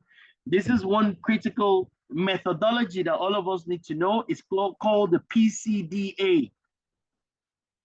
Oh, sorry, the PDCA, sorry. All right, the PDCA, plan, do, check and act. Plan, do, check and act. Plan the things you want to do, check them, which means you review them, right? Sorry, plan the things you want to do, then do them. I beg your pardon. Plan, but do. A lot of people, some people don't plan at all. That's bad. But even some of the ones who plan, they don't do. It's important that you plan and that you do. Plan, do, check, and act. Plan, do, check, and act. Plan the things you want to do. Do them, execute them, then check them, and finally, you should act on them. That's what this is about. And if you study this diagram, you'll see that some things are inputs, and then activities, and then some things come out as outputs. Inputs, activities, and outputs. And these are the foundational principles for ISO standards, especially ISO 9001, that is the king of all ISOs. Look at the inputs. The context is an input. The customer requirements are an input. Expectations of interested parties are an input. And then various activities happen. And that's where you can see all those red things, the red circles. They're all the activities. And then if you look at it to the right, the output is there. And look at the outputs. Customers are satisfied, great results from the QMS, and excellent products and services that surpass customer expectations. The inputs, the outputs, and then the inputs, the activities, and the output. The inputs, the activities, and the outputs. Inputs, activities, and outputs. Plan, do, check, act. Somebody says, what is MS? Management system. All right. So this is a management system. That's why we look at it in entirety as a management system. But you're going to be learning about each of these things. So every Saturday, one ISO standard is going to be covered. Every Saturday, one ISO standard or the other is going to be covered. But for all the ISO standards, this is critical. There will always be inputs, there will always be activities, and then there will be outputs from the work that has been done. And what are the outputs of these things? Customers are satisfied, great results from your management system that help to produce. Excellent. I had to qualify the products and the services. Excellent products and services that surpass my customer expectations. So this is important, and you will learn more about this, but everybody needs to know the plan. Plan the things you say you want to do, then do them, then get somebody to review them or review them yourself, and finally fix the things that have come out of the check or the review. So it's plan, do, check, and then act on it. All right. I picked this from the Training Nights material. These are the materials we use for our actual training. Each of these standards is like a 4-day training. You will pay about $500,000 for each standard if you want to do the 4-day version. That's how much we charge in Training Heights. It's $500,000 for each standard for 4 days training. It's $500,000 for 4 days training, where we look at examples, we do hands-on. But I tell you, even in all those training classes, the first 2-3 hours of the class is what it is that we will cover, where we give an entire overview, even in each week. So you can't absorb yourself of the responsibility to learn. It's our responsibility to put you in the right direction, to give you the tools and the resources. It's your responsibility to learn even further. So we're covering a lot. We're covering specifically about 30 topics, and that's why we do 30 assessments. 30. There's no assessment from day one, because day one is just an overview of everything. But from next week, there are 3 assessments per week. And then you must complete your 30 assessments before you can get before you can graduate. You can attend the classes, but for you to graduate and be on our graduation list, and for you to be able to put the ID, and companies can come to verify your certificate ID with us, you're going to have to complete the 30 assessments as it is. So this page is from our training material, and this is foundational for ISO 9001, everybody. ISO 9001 is the most important standard. If I had the chance and I was working with the Bank of, who are those that support SMEs again? Bank of Industry and Nexim and all those entities, the key thing that all that they need to do is that people need to be ISO certified. People need to be ISO certified. They need to be ISO certified. 9001 to be specific. And this is what 9001 does. Our simple belief is that everything is a process. If you want to improve your organization, improve your processes. It's as simple as that. Process optimization is going to stay with an organization forever. An organization is only as good as its processes. Training Nights, our own organization, we have the processes we're great at, we have the processes that we're not great at. It's as simple as that. If your organization was excellent with regards to all these processes, you would be #1 in the world. The reason why your organization is not a global organization, the reason why you're not in 20, 30 countries across Africa, the reason why your revenues, and I can use Training Nights as an example, the reason why our revenues are not as big as it should be is because we're probably struggling with some of these processes. If a bank is folded up, the reason why the bank folded up is because one of these processes is broken. If your shop, where you make your hairdressing salon and whatever it is you do, your small Instagram business, if you're struggling, it's because something on this page is broken in your own organization. It's as simple as that. Organizations are only as good as their processes. Organizations are only as good as their processes. And that is why that job of continual process improvement is a core part of organization. Continual process improvement. Every organization needs to improve consistently, continually. You need to keep improving. And that's why that 9001 that helps you to look at all your processes end to end, it's very important. You can see, so your results as an organization is tied to how well you define and execute your processes. Process optimization is part of a company strategy. If that company is alive for 100 years, optimizing their processes will be part of what they do for 100 years. Every year, the simple question is that what processes do we need to improve as we go into next year? Is a simple question. How do we get better as an organization? That your small recharge card business, that's your POS business, that thing that you do. The reason why that thing is not global is because one of the processes on my screen is broken. You're doing poor marketing, you don't understand how to get your sales done properly, proper finance. I mean, you're doing something badly.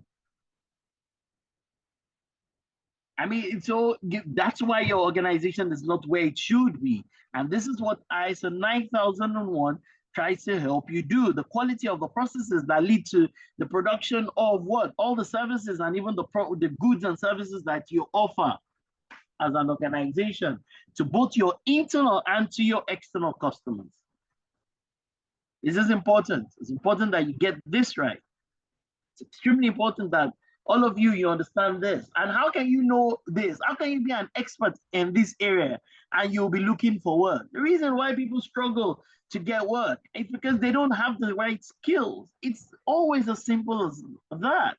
You don't have the skills. You might have the knowledge, but you don't have the skills. You cannot go to an organization to tell them you're going to help them improve this. And you know it, and you can beat your chest that you know it. That's why people struggle. If you get these things, you will be somebody that can add value So anywhere, it doesn't matter. You go to the US, you go to Canada, ISO standards are universal, they're global. Every organization, Microsoft is looking to improve its processes. I was speaking to one of my friends that works in Redmond in Microsoft. He's working on within the strategy team, helping to improve the strategy of Microsoft. So, I mean, process improvement and optimization will never go anywhere. So go back and look at your organization. And if you're a young person here, this is what you want to be able to beat your chest around. I can help your organization improve its processes. That's you want to be able to go around telling people that I can help you improve your processes. Is it which one? Anyone? Put me in any department. I have a methodology to help people improve their processes. I will help you define the process first as it is. I'll help you document the process appropriately. I'll help you to ensure that it is measured. Process improvement is a skill set, and I can talk about this all day. I'm running out of time. So let me move forward. As part of ISO standards, and once again, inside of ISO 9001, I've taken out these areas. These are like MBA skills, and they're inside of ISO standards. These are like MBA skills, the kinds of skills that people need to have. These are like MBA skills. I wish when I was age 16 or 17, somebody introduced me to a course like this. I wish when I was in year 1, I was doing a course like this. I wish somebody introduced me to a course like this when I was doing my national service. I wish that in the first year when I started working, somebody introduced this to me. I wish it would have helped me to move quicker, faster in my career. Because with the ISO standards, these 20 skill sets are touched on, are covered inside of ISO standards. Strategy is covered. How to manage, how to define and manage your stakeholders. The concept of scope management, leadership, how policies are documented and executed, how organizational structures are done, tied to defining roles and responsibilities, how the concept of organizational change in itself, how risk and opportunities are carried out, how objectives are set and planned out, the setting of objectives and the plans to achieve those objectives, how resources are managed, the concept of competence, awareness, communication, the concept of document management, operations, the concept of performance management. If it's not measured, it cannot be improved. The concept of internal audit, the concept of having exceptions and closing those exceptions and issues, the concept of getting executives involved with the review of the organization, the general concept of continual improvement. 20 key things. These are like MBA skills, and you can learn them from the ISO standards. ISO standards matter. Organizations should be encouraged everywhere around the world to implement and adopt ISO standards.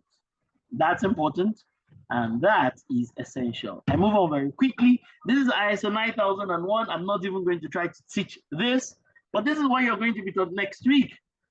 The training next week is they're going to pretty much just put up something like this. They're also going to share a link online where you can get ISO 9001. So you can even just put a link. Somebody can type 9001 2015 PDF into Google. You will find it. It's available. It's a free document. Can somebody check online and then put the link in the chat room? ISO 9001 2015 version. You will find it. All of you need to go and start becoming. If there's one area you need to become an expert, is ISO 9001. I'm not going to try to teach this because that will mean that I'm teaching next week's class ahead of next week. But this is what you're going to do next week, Saturday. So you can take the screenshot and you can try to learn a couple of things next week so that during the training class, you will have questions. And once again, the standard is available online. ISO 9001 is available, the 2015 version. Please check online. You'll see the PDF, put the link in the chat room. People can have access to it. It's available. It's available online. This is the most important standard. I'm not going to try to go into this. but this is next week. It's the Oga Pata Pata of standards. Now, once you get this and you get how to implement this, how to support this, how to run an initiative like this, you've improved yourself and you're in a position to be able to improve your own organization. I tell people all the time, one of my favorite sayings in the world, you can't give what it is that you don't have, period. So if you're going to help your organization, you have to first help yourself. You have to first understand these things. How can you do this? Even in the airplane, they'll tell you that you need to wear the mask yourself first. So it's important that you get this right. So we're going to do this throughout the whole of we're going to, not throughout, I beg your pardon, 1.5 hours next week. So it's important that you look at the standard, you try to read it, you try to understand it. You can also, you know, everything we're doing this year, we did last year, there'll be improvement this year. So they can also share, please, Edith, you can share the link for 9001. So that people can go to look at it. It's important that you prepare before coming into the class so that you can ask questions and you can get value from the training session. Let me move on very quickly because of time. Inside of ISO, you also learn this. There's what we call HLS, the high-level system that talks about clauses 1 to 10, but it's clauses 4 to 10 that can be audited. Those are the ones that contain the requirement. Clause 1, 2, and 3 pretty much are just references as it is. Clauses 1, 2, and 3 are just, you know, describes the document, gives you some references and some terms and definitions, but the requirements in themselves are captured between 4 to 10. But the entire HLS is clauses 1 to 10, the high-level structure. Okay, good. This is my favorite thing. So it's one of the areas in the standard that I think, you know, the best planning methodology in the world, and I tell people this all the time, is the quality objectives and the plans to achieve them, right? And the best planning methodology is 5Ws and H squared. Everybody, it's as simple as that, but it is very complex. I tell you, it is simple, but yet very complex. It is simple, but very complex. The objectives and the plans to achieve them, right? And the best planning methodology says 5Ws, and I've added the extra H to it. Everywhere people talk about H, but I've added H squared. So you see, why is this thing important? What needs to be done? Who's going to do it? When will it be done? Where will it be done if it's tied to a location? How will it be done? And how do we measure if it's working? That's the best planning methodology in the world. You've got to answer those 7 questions. The best planning methodology in the world. You've got to answer these 7 questions. Why is this important? What needs to be done? Who's going to do it? When will it be done? Where will it be done? How will it be done? How do we measure if it's working? Very important, extremely important that you get this right. The top 7 things that you need to know to be able to plan. This is the best planning methodology in the world. I also put this in here because all of us, we need to be process experts. We're also going to do a lot of process learning as part of the business analysis class. We're also going to do a lot of process learning as part of the business analysis class. And if you want to become a process expert, how can you be a process expert and be looking for work? How can you beat your chest that you understand process management end to end and you can help improve processes and you know the tools that are used to improve processes and you're going to be struggling? That's not consistent with being a process expert. So I put this in here because there are many parts of a process. So that's ISO 9001. That's one of the 10 standards that we're going to be doing. Standard number 2 is a standard on risk management. So we're going to be doing something on risk management, the risk management guidelines. And ISO has a standard, ISO 31000, that talks about the principles, the framework, and the process for risk management. What is risk management? A definition for risk management that talks about the uncertainties. That's what it means, the uncertainties right? That can affect the objective of an organization or objective of a process. Risk management is futuristic, the objectives, right? Right. So I put something, hold on, give me a minute.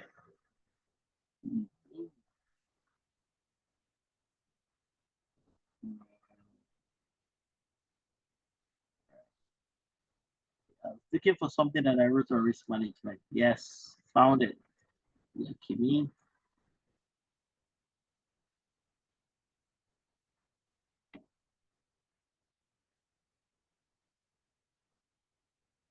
Yes, I found it. I was sharing this with a client of mine recently. I was saying that this is what risk management is about. Good, good, good. Good. Can you see my screen? Okay, all right.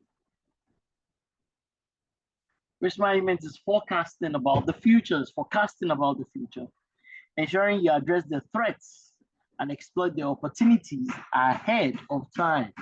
Risk management is forecasting, making a focus about the future, ensuring you address the threats and you exploit the opportunities ahead of time. That's what risk management is about. It's different from issue management, which is addressing the risks that have already materialized, here and present problems and challenges. They're two different things and they should be addressed uniquely. They're two different things and they should be addressed uniquely. So sharing this with somebody, with a client of mine recently. So you're going to do something on risk management. You're going to look at different types of risks. And once again, it's a one and a half hour class. If you want to do risk management, we have risk management for the biggest telecommunications company in Africa in about 2 or 3 weeks from now. That's a 5-day training.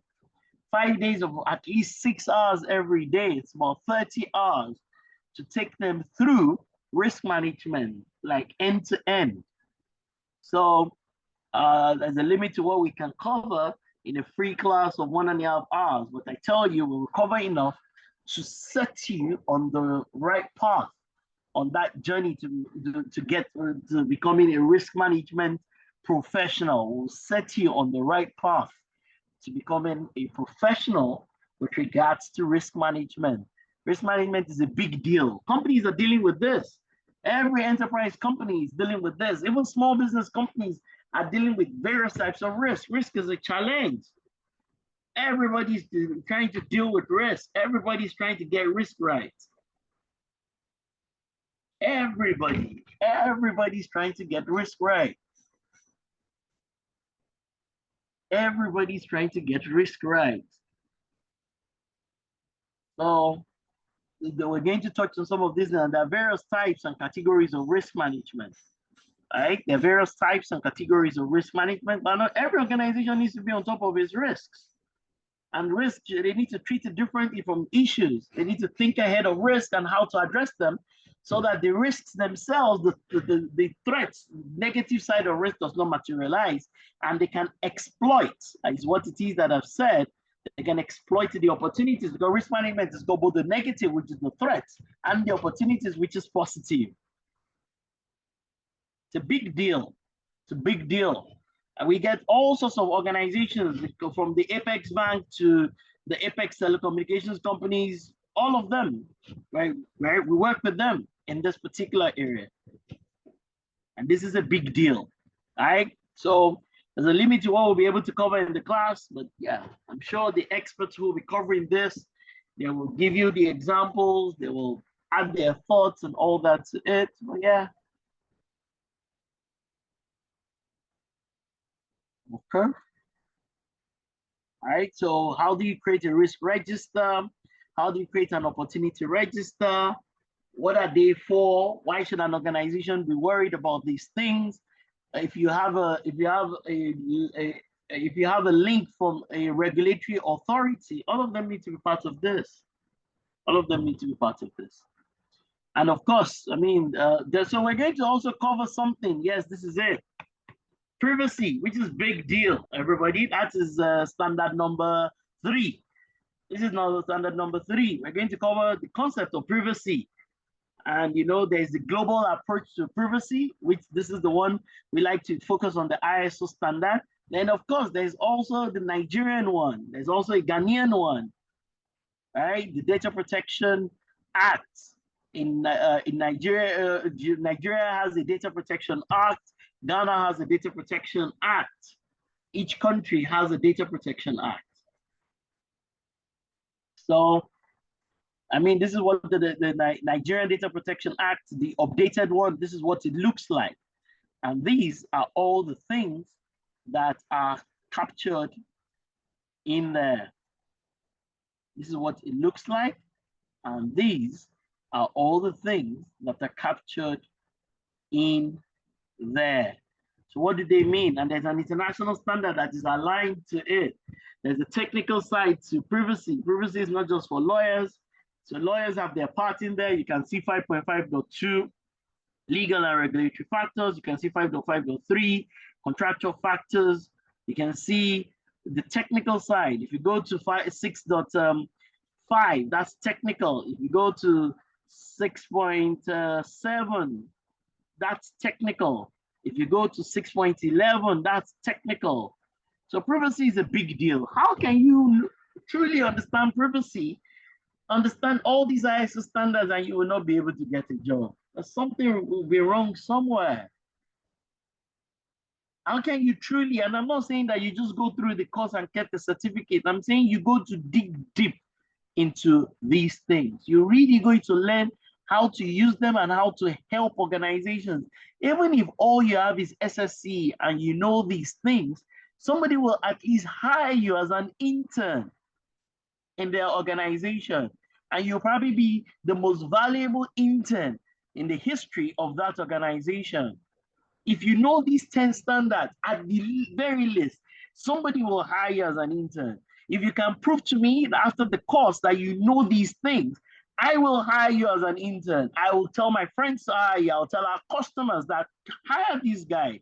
He's an expert to an extent. I'm not saying a global expert, but at least to a large extent, he can help you with these 10 standards.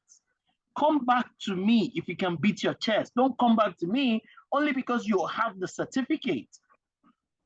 But that you can, or that you understand these things and you know how to help an organization with it. Come back to me. Come back to us directly. We will fix you up. Some people have come back, but they only have the certificate. So we've done interview for some people that have graduated from this session last year, but they only own the certificate. They don't have the associated knowledge and even the skills. So even internship, we can't recommend them. We can't. Right, let's just move on. This is also one of the ones we're going to do. We're going to do cybersecurity. Remember, I showed you that we're doing 10. So we're going to cover these to an extent, especially those 17 areas, those 17 technical areas. I'm going to try to cover them to an extent. Actually, there's 16. Well, there's 16. Oh, sorry, there's 17 actually. Sorry. The number 1 just gives a general description. There's number 2 to 18, 17 of them. So we're going to give you an insight into this, and then you can dig deeper. In fact, I will show you there is the EC Council. Somebody from Training Nights that knows about it, please put it on the link. If you're really interested in doing technical work and you're here, come back to me. If you pass the 3 free EC Council exams, come back to me, us directly, that you know the content of those 3 things. EC Council has 3 courses. One of them is called the Ethical Hacking Essentials. Everybody, EC Council, Ethical Hacking Essentials. The other one is called Digital Forensic Essentials, DFE, I think. And then the other one is called Network Something Essentials. So please help me look for the link and put them in the chat room. If you're on this call and you can come back to me, that you relatively understand those 3 technical things, and they're free, it's free content, free training, free exams that are available from EC Council for 3 courses. One of them is for ethical hacking. The other one is for networking. Network Defense Essentials, NDE. Please check it out and write it somewhere. And the last one is the one for, I think it's Digital Forensic Essentials. 3 free courses, free content, free books, and free exams and free certificates. Come back to me and I'll give you a job. Not just that you have the certificate, because you're going to go through an interview. So they're going to want to know, and I'm not trying to hire you as an expert, but at least they will hire you. They will hire you, trust me, and none of those companies will give you less than about 50 to 60,000 naira per month. They will hire you. The higher you're able to demonstrate competence relative to these things, the higher you're paid. Even if you have SSC, I promise you, you will be hired. Without a university degree, come back to me.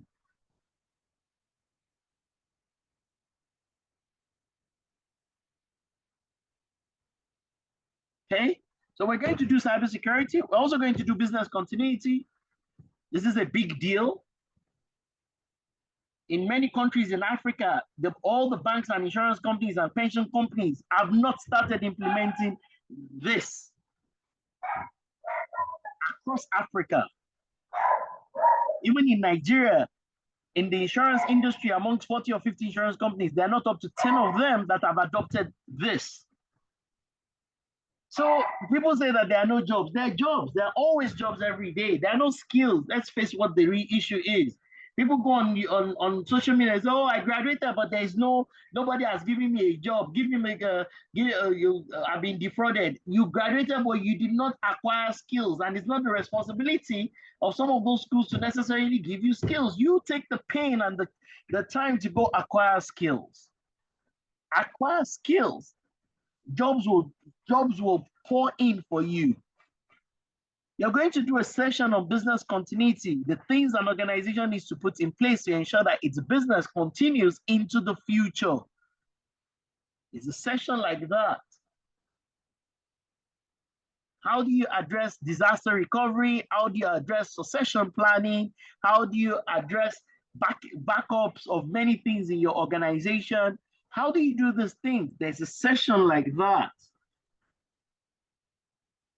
You can't know these things and have certain level of skill with how they are done. You understand how to use the templates, you understand the thinking, and then you say you don't have a job. How? It's not possible. Come back to me.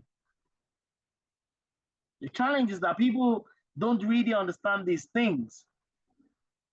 You also find this standard. A lot of the standards, you find them available online.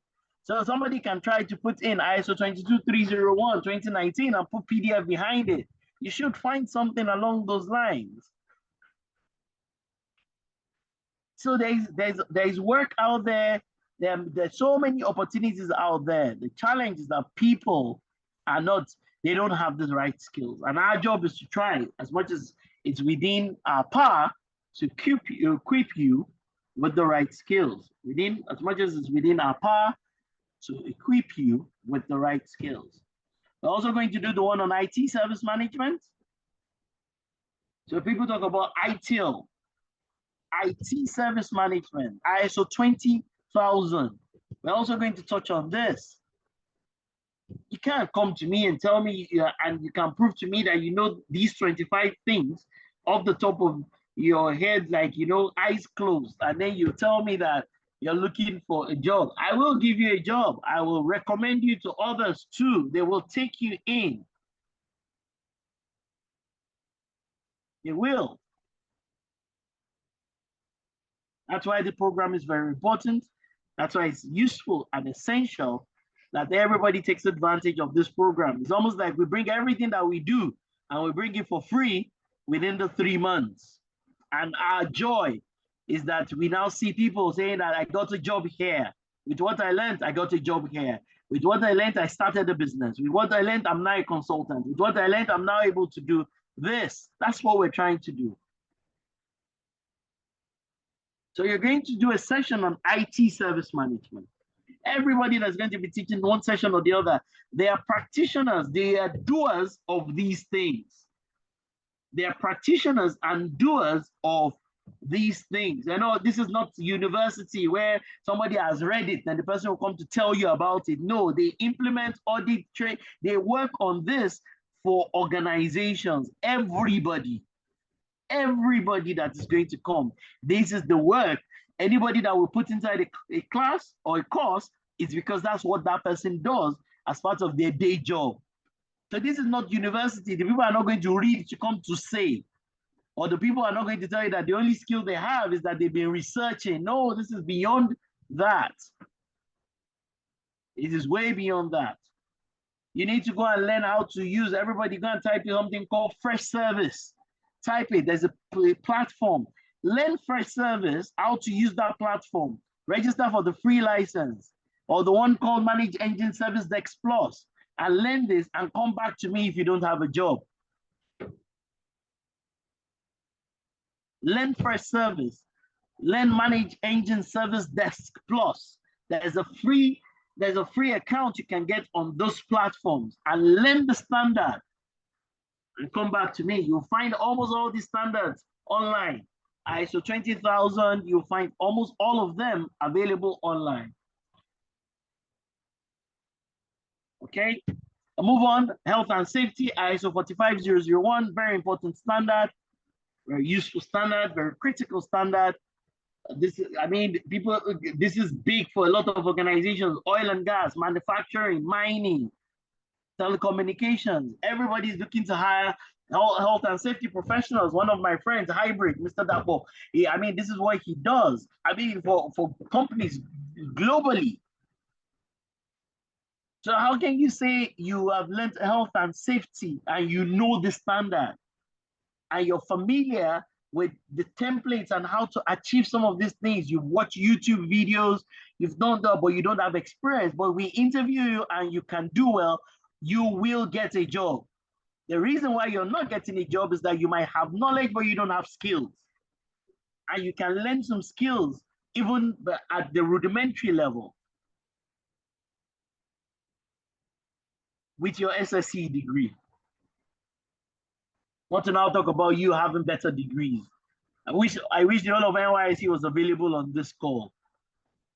I wish national service people were here so that they can leverage these things. Companies, my friend runs the program, that runs that program. People hire everybody that goes through their graduate program on health and safety. It's important that you get this right. Environmental management is also very important in modern day. We're also going to try and ensure that we talk about climate change a bit on that particular call when we're doing it. Environmental management, ISO 14001, you will also find the standard available online. Why should all of us be worried about the environment? Why should we be concerned about the environment? Why should we take care of the environment? These things are very important. These things are very essential. And you need to build these skill sets. There are people that they understand these things. There are people that clearly understand these things. And it's important. And these things are important to organizations. Banks, all the banks and insurance companies and oil and gas must do environmental management reports every year. They must compulsorily do EMS reporting. And so we will introduce you to a lot of these concepts, and then you can build on it. And if you've watched enough videos, you've practiced enough, you've learned a lot of how to use the associated templates and the tools and the resources tied to these things, come back. Come back. Come back. All right? We're going to do something on climate change. So when we're the week we're doing environmental, we're also going to add a bit of climate change into it.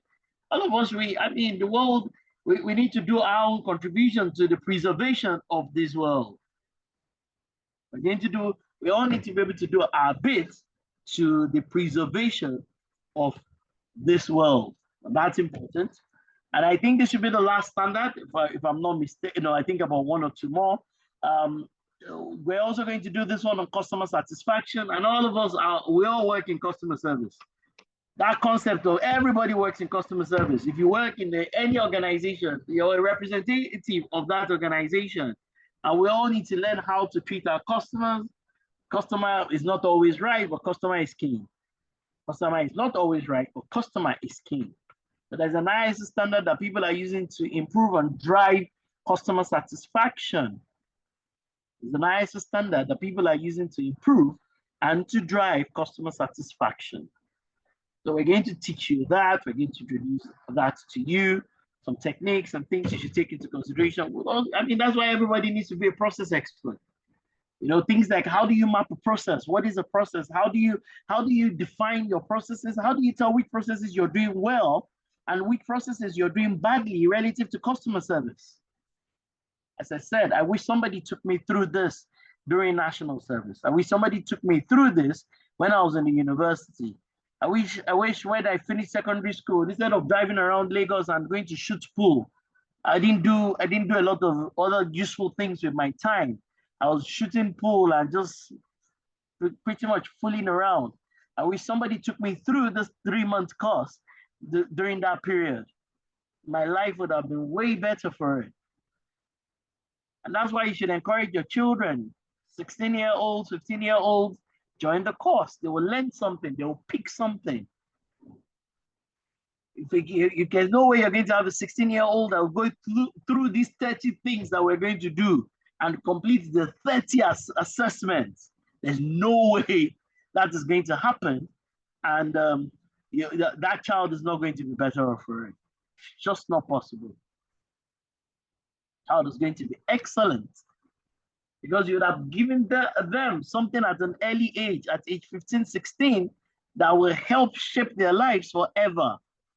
Look at most organizations on this call, whether here or not, everywhere, they don't even have some kind of landscape or process map for customer service that is even anything close to this. Nothing close. Nothing that is even close to this. Nothing that is close to this. They haven't mapped their processes. They have not defined them. They have not documented them. They're not trying to look into the improvement of their customer service processes. Okay. And then, of course, this is one of the favorites. Everybody likes information security management system. Very important to a lot of people. All the banks, all the insurance companies, all the fintechs must show adherence to this standard. Compulsorily. All of them must show adherence to this standard. How can you come and you've gone through Transformation College and you've gone to dig deeper, you've gone further relative to this, and you come back and say you're looking for a job? Everybody should be jostling to hire you.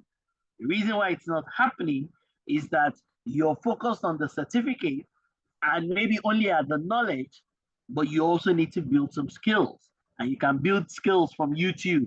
You can build skills from learning how to use technology platforms. Everybody should go and get a free account for Sophos and learn how Sophos can be used to do different things. Information security is very popular. You need to know these things, and it's because people don't know it enough. There's even somebody who did it last year. I've told them, go back, come back and do it this year again. It's free anyways. Do it again. That thing you thought you knew, dig further, dig deeper. I will give you a job. Because you don't know it yet. All right. And then, of course, I already spoke about privacy, and that's it. Okay. I was going to finish by 1 p.m. Nigerian time, and I did it just before 1 p.m. So, good. Well done. Let me go to the chat room. Let me stop sharing. Let me go to the chat room, and let me see the questions. I know a lot of people have questions and have thoughts and have different types of opinions. Let me see. Okay, what are your questions? Sophos, S-O-P-H-O-S. Yeah, I see a P-H, right? So let me put the link here. But Boma, you're here. You should have done that, right? Boma, you should have done that. People are asking questions. I mean, SOPHOS. So this is the link.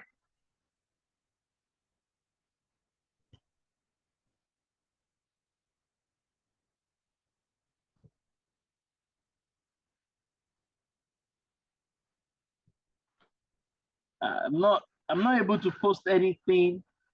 Okay, hold on. I'm not able to post meeting group chat. Yes. Let me see. Okay, that's it. Sophos, yes. Victor, you will find them online. We cannot really share them. So if you go and check online, you will find the standards. So Boma, if you're listening to some of those things, they should post the links, post Sophos in there.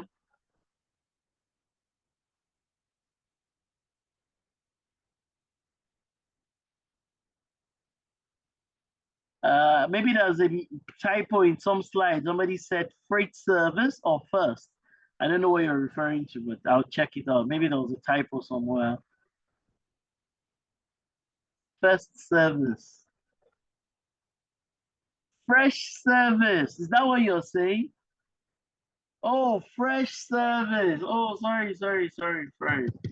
Fresh service. Fresh.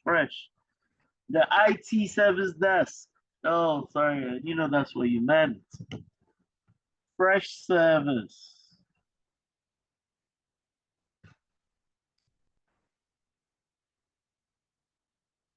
Fresh service.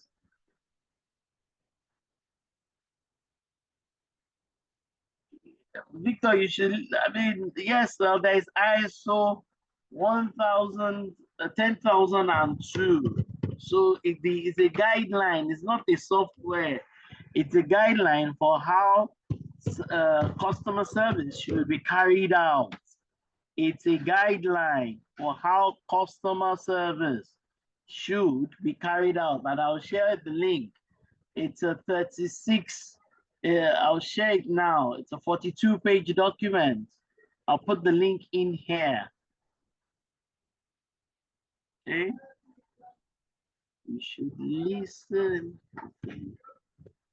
Right, so I put the link for the customer service standard. I've included the link in the chat room. The customer service standard, I have included the link in the chat room.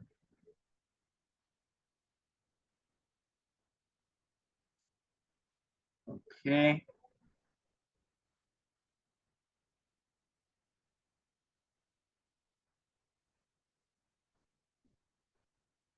Okay. All right. So I think those are the only things. There's yes. Thank you. Good question. There's an ISO standard that even Transformation College is getting certified to, which is the one for education. So it's the standard for education, right? So schools should get certified to that particular standard. There's an ISO standard for education 21001, 21001. So schools, educational institutions should definitely be looking to get certified to that particular standard. But for everybody, even those schools still need to get certified to 9001. Toluwashe, AI. So we're doing something like that, which is 42001. That we're not covering that in this class. But yes, there is a standard for artificial intelligence. But it's more about the governance of artificial intelligence. So it might not be for what a young person that just wants to get into artificial intelligence should be looking at, because it's primarily for the governance of artificial intelligence, the deployment of artificial intelligence is 42001. It's okay, oh, you people, it's okay. You can go and do your own research. Yes. I can't answer all your questions about every ISO standard in the world. I can't answer all your, but yes, there is something which is the guidelines for management consultancy services.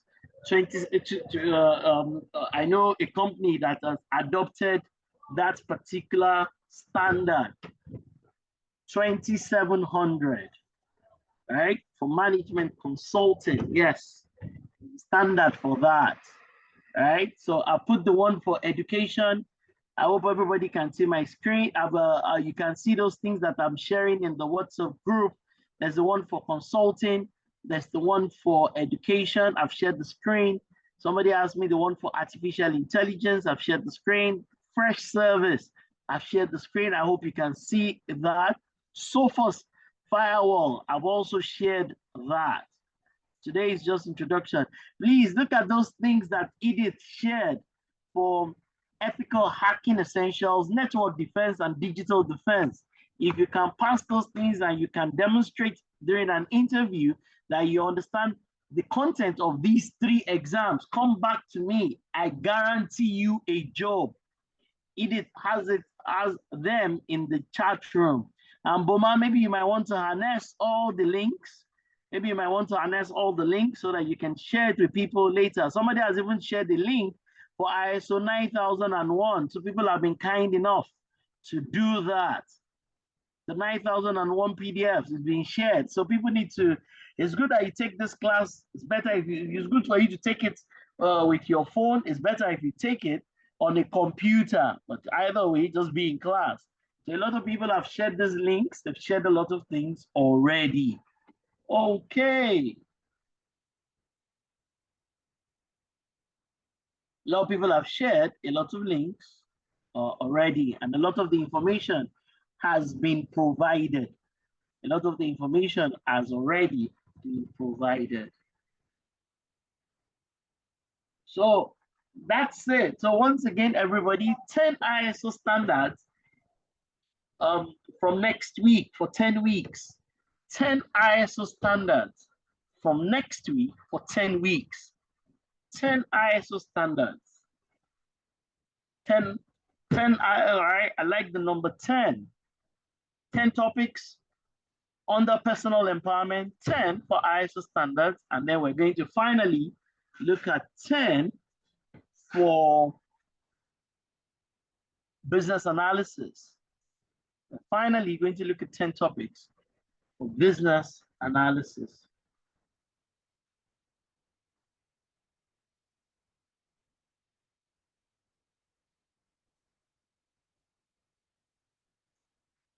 Okay, good. I hope I've answered a lot of your questions. Thank you very much. It's good to always have these questions because without the questions, I want to know whether people are with me. So I like your request. Yes, they've said it many times. They're going to put the one for cloud. Toluwase. I showed you that when I started. 27017. 27017.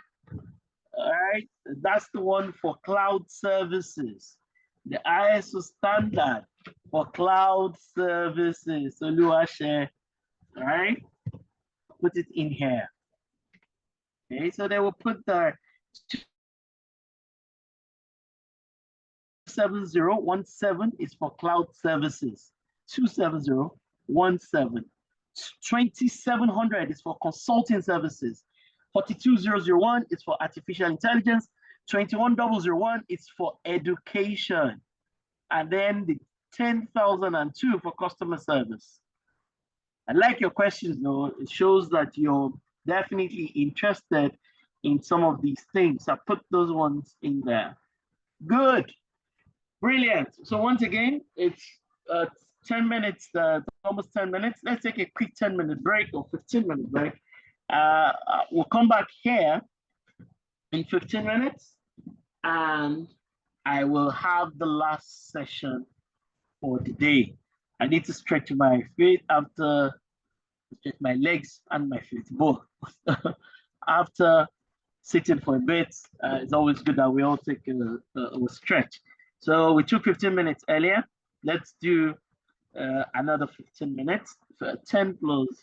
Okay, so at the dot of 1:30 Nigerian time, I'm going to move on with business analysis.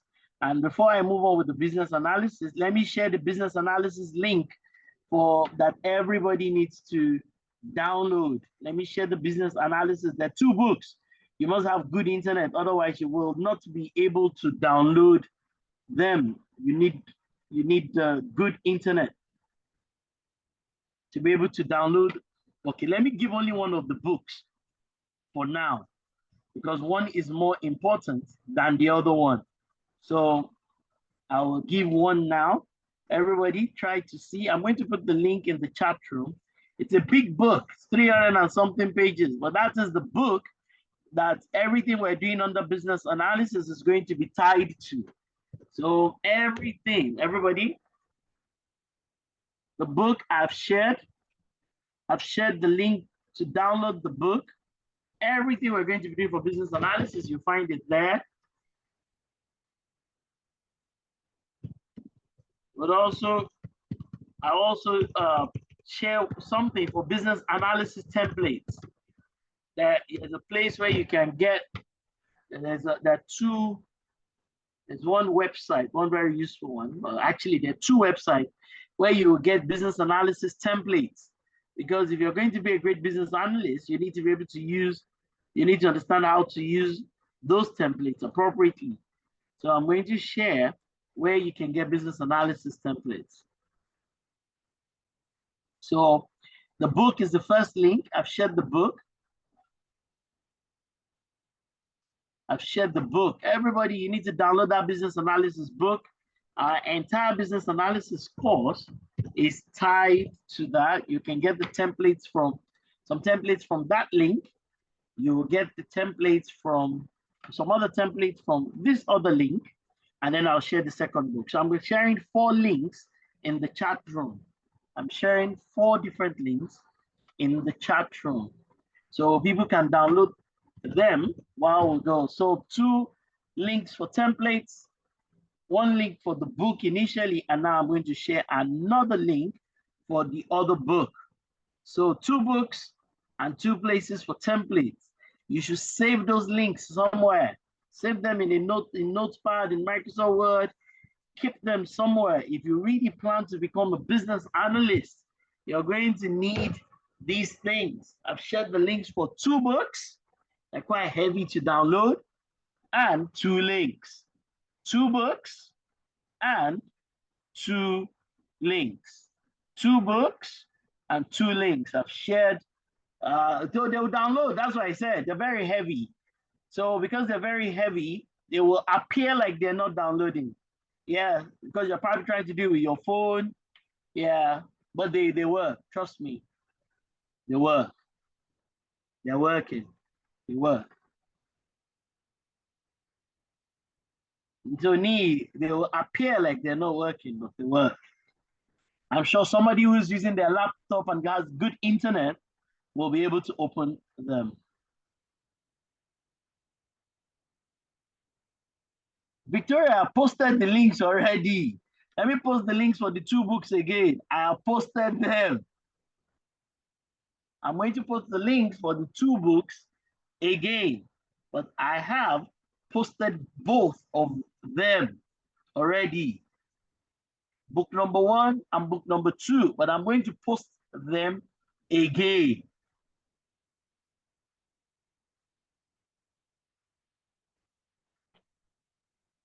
I've told you that they are very heavy books, so you will say they are not responding because your internet is poor. I said it already. Okay, let's put the links in there. If anybody is able to download it, please come onto the chat room and tell me, have you been able to download it? Are you using your computer? Is your internet great? Is anybody able to download both books? Anybody at all? Where am I posting them? I should post them on the chat. I just posted them on the chat. I have. All right, people, let's take a quick break for 15 minutes. We'll come back and we'll continue with the class. Thank you. A quick break. We'll come back and we'll continue with the class.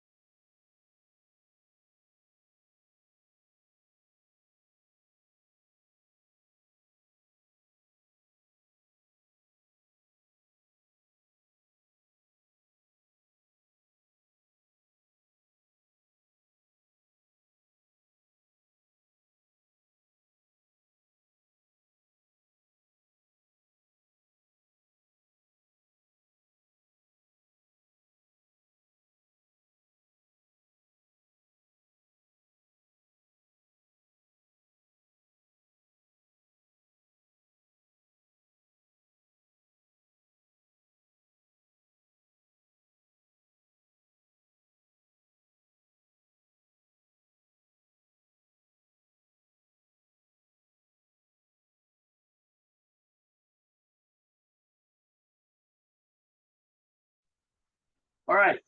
Good afternoon, everybody. Welcome back. Good afternoon. I hope you're all very well. Okay. So, who are those that agree with my with what I put on my screen? Does anybody agree? Who are those that disagree? Who are those that agree? Who are those that disagree? Anybody? All right. So that's, I mean, I such agree, Lawrence. All right. So, yeah, I mean, that's the challenge. And I think I worked in the industry long enough to be able to, I worked on projects.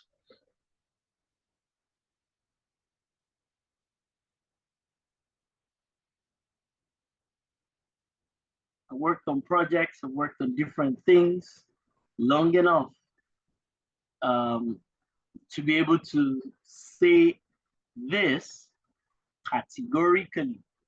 I've worked long enough to be able to say this.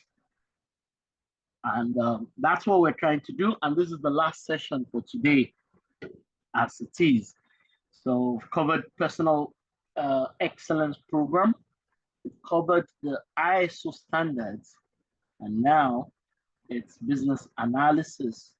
And there are many ways and approaches or many methodologies when it comes to business analysis. But the one I've chosen for this is the one from British Council. British Council has a brilliant book that kind of looks at it. There's the babok that we use in training heights. So there's something called the business analysis body of knowledge. We use that in training heights, the business analysis body of knowledge. But that kind of is not the one that does not kind of take you from the rudiments. That kind of makes an assumption that the organization is relatively mature, that the people already have a certain kind of background and things like that. But I like the one from British Council, British Computing Society. What am I saying? British Computing Society, not British Council. The British Computing Society. I like that one. So that's the one that I have chosen for this. So these are the two books. These are the two books. If you can ever become an expert with regards to the content of these two books, especially from a doing perspective, especially from a doing, not just mental, not just knowledge. Like if you can demonstrate if you're able to demonstrate some of the techniques in your lifetime, and you know the tools and things like that, then you're fine. You'll be fine. In this lifetime, you will always be relevant. In this lifetime, you will always be relevant. You will always be relevant. In this lifetime, you will always be a relevant person if you know these things. And I'm hoping that great people will emerge from this training. I'm hoping that great people will emerge from this training.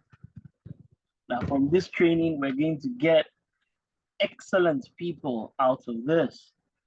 Your lives indeed will not remain the same if you end up understanding a lot of these things. I promise you, your life will truly not remain the same if you become an expert with regards to the things that I'm telling you. As I said, if you say you don't have a job, come back to meet me. I will give you a job. That's a promise. It's important that we get these things and that we get them right. So I'm going to cover quite a bit in business analysis over the next couple of minutes. I'm going to do this in an hour because I actually need to go out. So I need to be somewhere. So I wanted to do a full class today so that everybody realizes that this is not a game, this is not a show. that we're not joking. You know, the person that was asking me that, are you sure you're going to really teach us these things? We're not joking. We're not doing it because of somebody. It is something that nobody came to encourage us to do this. This is something we made up our minds we're going to do, and we're doing it. So if we tell you to pay for form and come and learn the things we teach for 2 million or 3 million for free, then you know that we have made up our minds to do it. So, and we're going to do it well. So if you're going to join us, please do it well also, and I'm sure you'll be good for it as people, as individuals. So I'm going to try to cover business analysis very quickly, the background, give you a bit of background, and also cover chapters 1 and 2 in the book in itself. I'm also going to cover chapters 1 and 2. So I'll walk you through something very quickly, but that's what it is that I'm going to do. So please hold on, take it to your chairs appropriately. These are the 2 books and all that. So I mean, the background for everything is business analysis. I think business analysis and the associated skills need to be taught at a primary school level. You understand? Like, you know, sorry, I take that back. At the post-secondary school level. But some of the concepts can actually be taught in primary school. The concept of mind mapping can teach properly in primary school. I think every professional, so ordinarily, if you're building a school curriculum, just like we are doing the school curriculum, you know, we've already started Transformation College. We took a break simply because we believe that all our students need to also benefit from this summer course. Like, you cannot graduate from Transformation College without passing through the summer course. So we have taken a break from school so that everybody that is in school can be a part of the summer course in itself. And I'm sure a lot of our present students, our existing students, I'm sure they're on this call. So you can't graduate from Transformation College without business analysis. So you must have business analysis skills. You must have the skills, you must know the techniques. And that's why those 2 books are very important. The one that talks about the techniques, and 99 of them, and this. Because this is what is going to literally save your professional life. This is the answer to your professional life. This is the answer to your professional life. So you can't graduate without having these things. We know that we're certain that 10 years from now, we're going to have people who are shaking everywhere, and they're going to be graduates of Transformation College. We know, we're not joking, because of the way we built the curriculum, the way we structured the school, and the things that we're doing. Because we're practitioners of these things. We're not making a guess. This is the work that we do. We do business analysis for our clients every day. And so everybody that is a part of anything that we're doing in Transformation College, you all need to have the business analysis skills. And all of us, I think I've encouraged organizations that, you know, as your organization is setting up, you should, as you're hiring people as part of onboarding, you should spend 2-3 days just taking them through business analysis. It's a skill set that everybody should have. It's a skill set that everybody should have, right? So BA skills for everyone. We're not talking about the people who necessarily want to be specialist business analysts. We're talking about business analysis skills for everyone, right? So it's important that we all get this. It's not just for people who are full-time business analysts, but it's for all of us. So business analysis is about change. Where if you're a good business analyst, you're somebody who enables change. That's what you do. You're somebody who enables change. And I like number 2 on my screen, right? You allow or enable an enterprise to articulate needs and the rationale for change. I mean, that's a big deal. Every professional should have business analysis skills. It doesn't matter whether you're a lawyer, it doesn't matter what you do. Everybody needs to have business analysis skills. It doesn't matter who you are, it doesn't matter what you do. In as much as you graduate from SSE and the WAEC, then you must have business analysis skills. Compulsorily, you must have business analysis skills.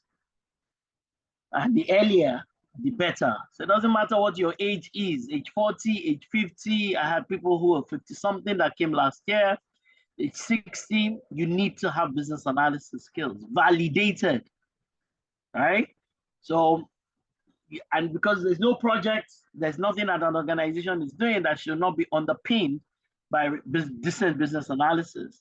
And I like the fifth thing on my screen that says you need to understand the current state to define the future state and to determine activities required to move from the current to the future. So this is a compulsory. All of us, this world is looking for business analysts. This world is looking for great business analysts. Every organization is looking for a great business analyst. So once again, look at it. We had almost 500 people that registered for this.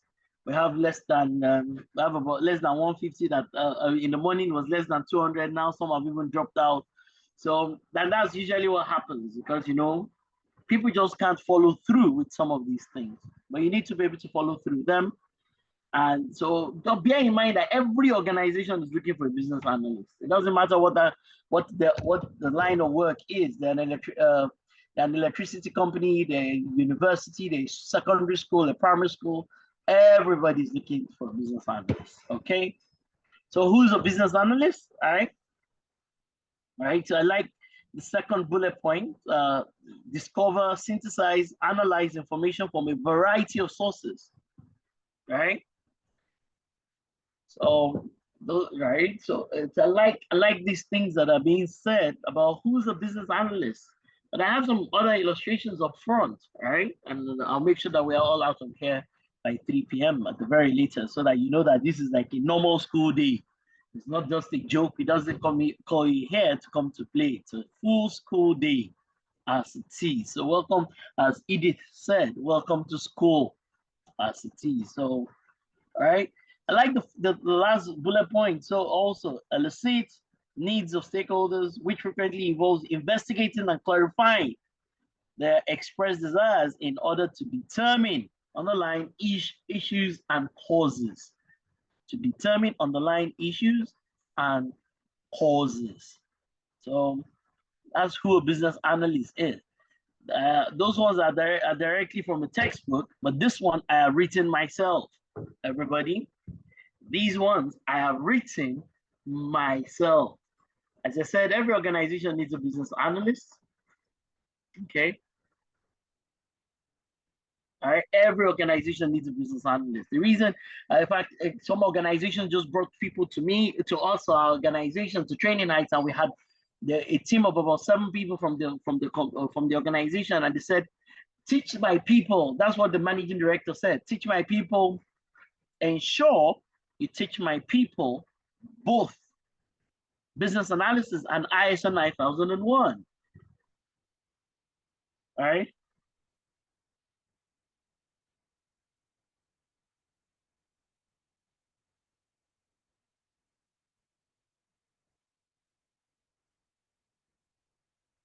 Right. Okay. So, I mean, look at this. This is what, from my experience, this is what business analysts do. People want to relocate. They want to jackpot to all sorts of places. They want to go to Canada. They want to go to the UK. They want to go to all sorts of places. Before you go, make sure you're an excellent business analyst. Make everybody that is on this call, if there's one skill, right? If you don't know any ISO standard, all right, and well, the personal excellence program is compulsory. That should be a part of your bloodstream. Well, if there's one job, all of you that are on this call, that you're listening to me, if there's one job you should be able to apply for, it's the job of a business analyst. And this is what a business analyst does. So I said that primarily they help an organization become successful. That's why business analysts it's compulsory. Every organization is looking for somebody to help them be successful. Business analysts, they're problem solvers. They are problem solvers. If there's one thing that has helped me in my tiny career of 20 years, 93 to 24 years, yes, in my tiny length of my career of 24 years, if there's one thing that has helped me, it's business analysis. If I had to point to one thing, like doctor, tell me one thing that has helped you, it's business analysis. My ability to be able to analyze the business, look at a problem, define a solution, work with the client to implement the solution, and hopefully they can get decent benefits and outcomes from it. It's business analysis. This is one thing that's why that's why this course. I mean, you know, this course is my dream. This summer program is my dream come true. Right, and I did it primarily because I told my children, I said, you know what, just make sure that you know everything that's part of our summer program. You'll be fine in this life professionally. Just make sure that you become an expert in everything that is being taught in the summer school. You'll be okay in this lifetime. It doesn't matter what you do, you will be fine. Whether it doesn't matter, my kids are preparing to study law, it doesn't matter. I just need them to be experts in the content of this summer school. And that's what a BA person does. Everything. I don't want to have to read these things to you, but yeah, you know, they're great thinkers, they're great analysts, they solve problems. And that's what I've done all my entire career, 24 years, just solving problems for one organization or the other, or solving problems in my own organization. It's just, that's all I do. I solve problems. That's all. I do nothing else apart from solve problems. So this is important and it's essential. That's why in all you're getting, become a business analyst. It's important. It's part of your life. You should get it. Should be a part of this. This is what a business analyst does. Solve HR problems, solve finance problems, solve IT problems, solve legal problems, solve compliance problems. Okay. I also wrote this myself. If there's any typo in there, please forgive me. All right.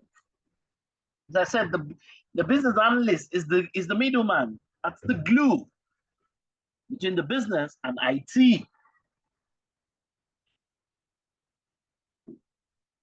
That's the glue between business and IT. That's what you're training you to be. The middleman, the interpreter, the link that solves problems. Mr. You know, the Raymond Reddington that solves.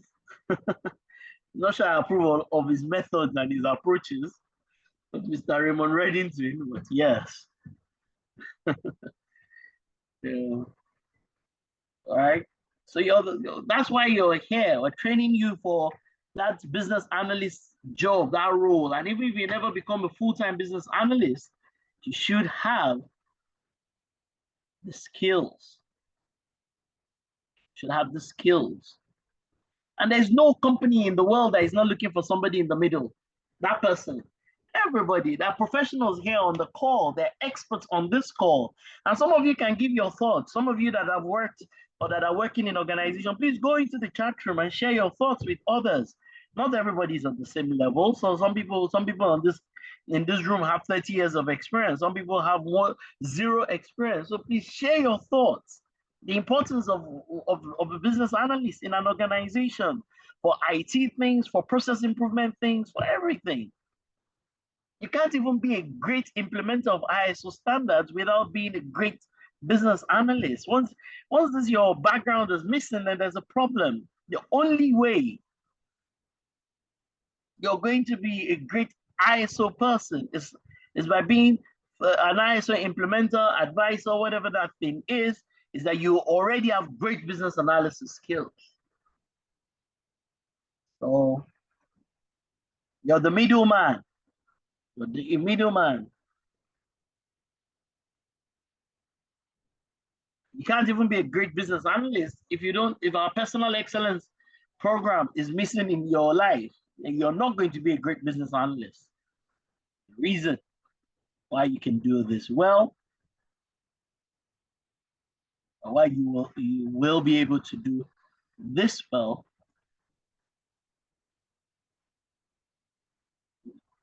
because you've taken the time and the attention to understand everything. So everybody, please look in here once again. I wrote this myself. Forgive my typos. I wrote this myself. So this is not a joke. We're not mucking around. This is my day job. This is the job that I do for banks in Nigeria and Ghana and in Kenya. This is the job we do for telecommunications providers. This is the job we do.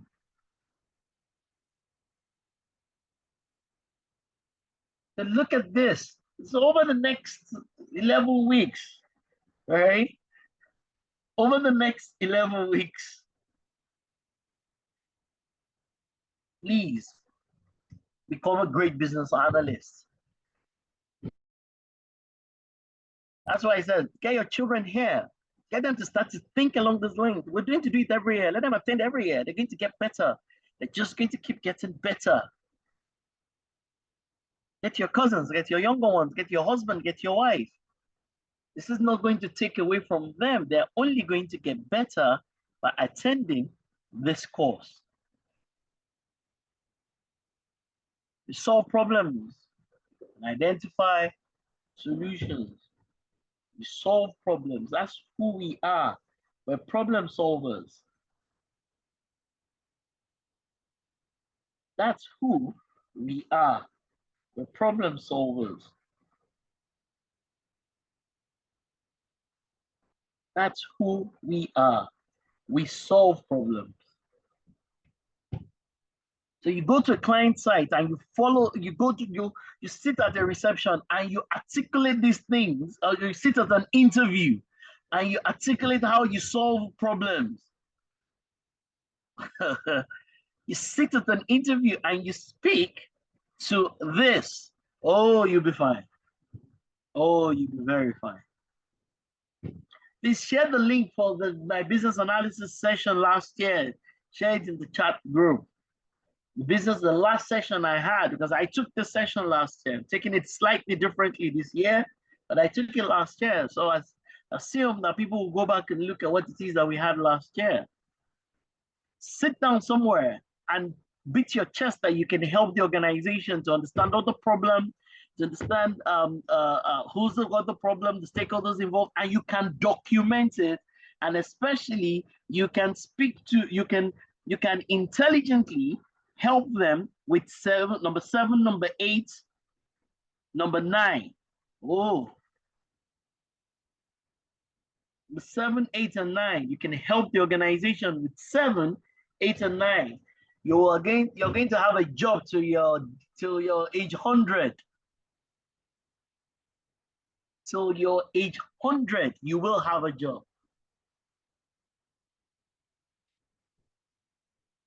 This is what a business analyst does. You find out what the problem is, you document it appropriately, you articulate it appropriately, you make clear recommendations, you weigh the recommendations, and you support the client in adopting and implementing the recommendations.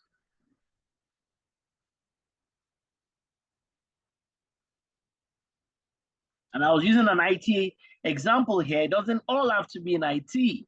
The business analyst working in the construction industry, the business analyst working in the food processing industry. So it's not just all about IT, but that was my example for in this particular instance.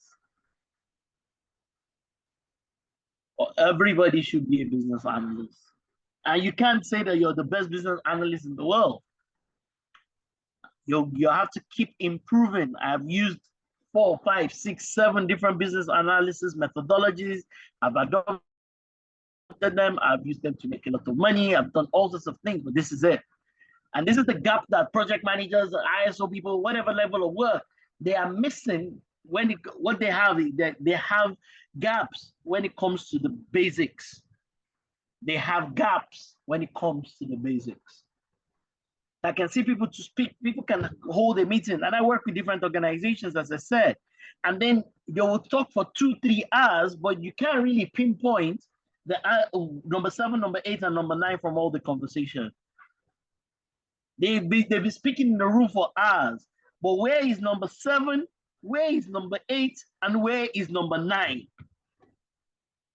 What's the point of having long, extensive meetings if you're not going to answer number 7, number 8, and number 9? So indeed, if you should take a screenshot, this is a good place. I wrote something somewhere. I said, you can't just be great problem identifiers. We're solution providers. You can't tell me about the problem. I tell some of the managers that work with me, why are you describing the problem? I'm aware of the problem.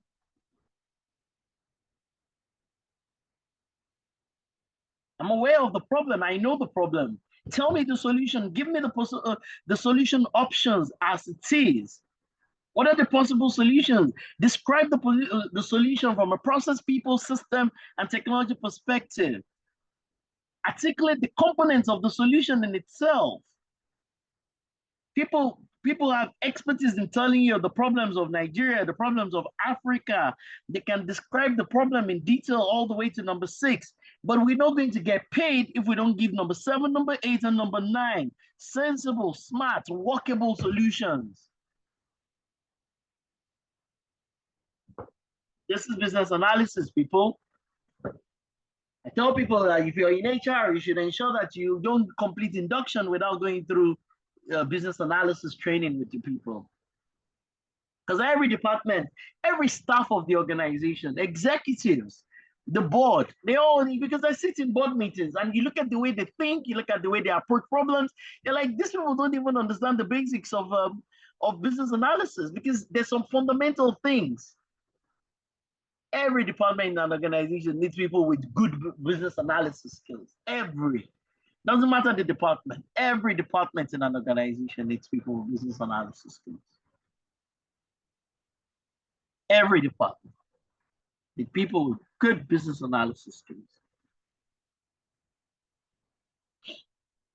Once again, drawing a process map should be part of our work. One of the initial chapters in the material we're going to be using, which is the British Computing Society material, talks about being able to draw a process map. I showed you one process map for customer service, the other one. Look at this for strategy. So we put some of our own intellectual property, we put it here.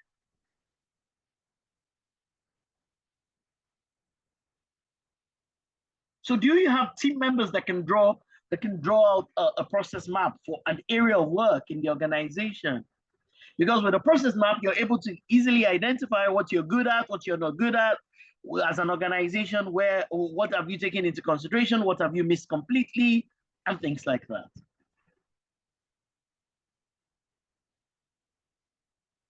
Okay, this is what a business analyst does. We now move to color coding this whole thing. So we develop it for an organization, we color code it. We can use red, green, and say, oh, here you're green, here you're red, here you're yellow. You've forgotten about this. You didn't take this into consideration at all. And move on. Everybody look at this. In modern day, you need to know technology. In modern day, you need to be good with technology. There's no going around it. You need to be great. You need to be excellent with technology. So here, I've tried to identify about 11 objectives of every business. And I don't know what business you represent, but I can bet that all these objectives apply to your business. It doesn't matter what you do. All the objectives here, they apply. It doesn't matter what you do. All the objectives here, they apply. All the objectives, it doesn't matter what you do. And in modern day, you need to improve your processes. So we always talk about 3 things, right? So you need to improve, you need to define the objectives, improve the processes, and then use technology. So here, if you've taken these as your objectives, what I've done here is that you improve these things and then you use technology to also support them. Use technology to support them. Use technology to drive them. So if in your organization, you're an executive, you don't know how to use technology to support everything that is on the screen, then there's a challenge somewhere. If your organization is not sitting down at the end of the week, end of the month, end of the quarter, saying, how well are we doing relative to these objectives? Are we meeting these objectives? Which ones are we automating? Are we automating appropriately? Are we getting value from automation?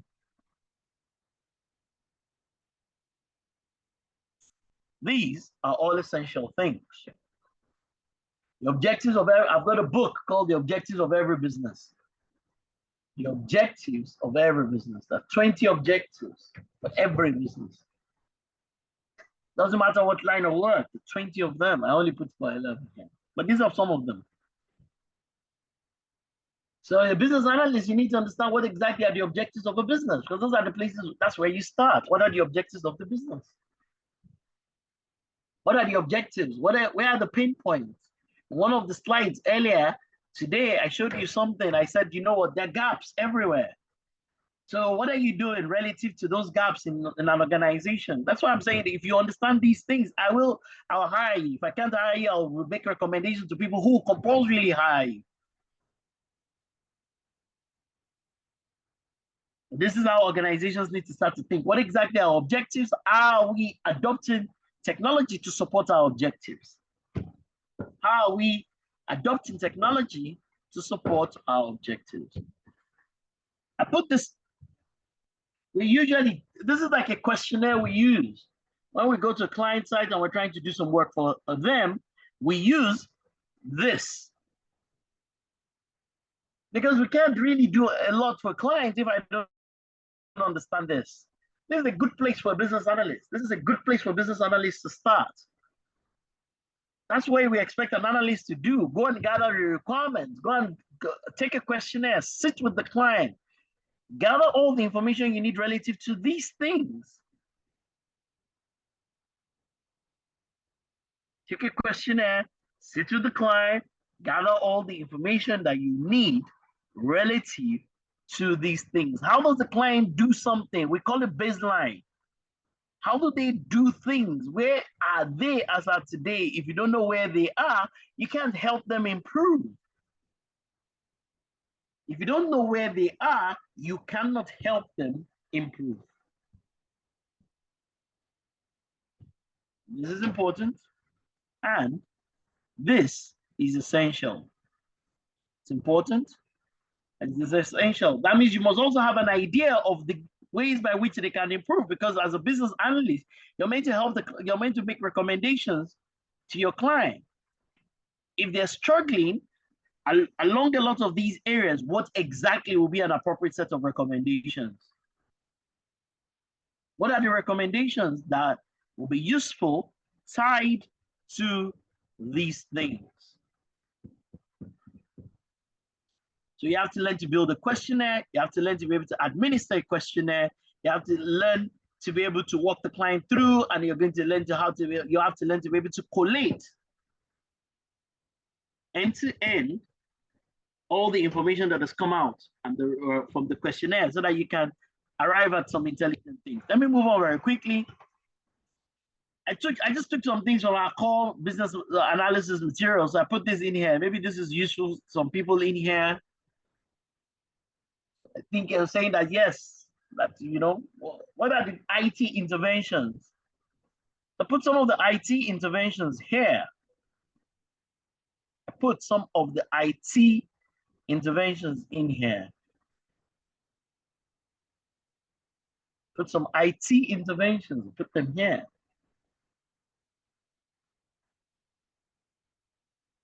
So, and in modern day, everybody's looking for somebody that can help them adopt technology appropriately. There's nobody that's not looking for an analyst. There's everybody. Every organization is looking for smart, sensible analysts. The challenge is that the analysts that they find, they're poor. They don't have the right skills. That's the challenge. Some have knowledge. Some don't even have knowledge at all. And the few that have knowledge don't have skills. There lies what the problem is. So if you're here, this is what companies are trying to do. Help them. Clients are crying out for help. Organizations are crying out for help. They need help. But they're only going to get help from knowledgeable and skilled people. They're only going to get help from knowledgeable and skilled people.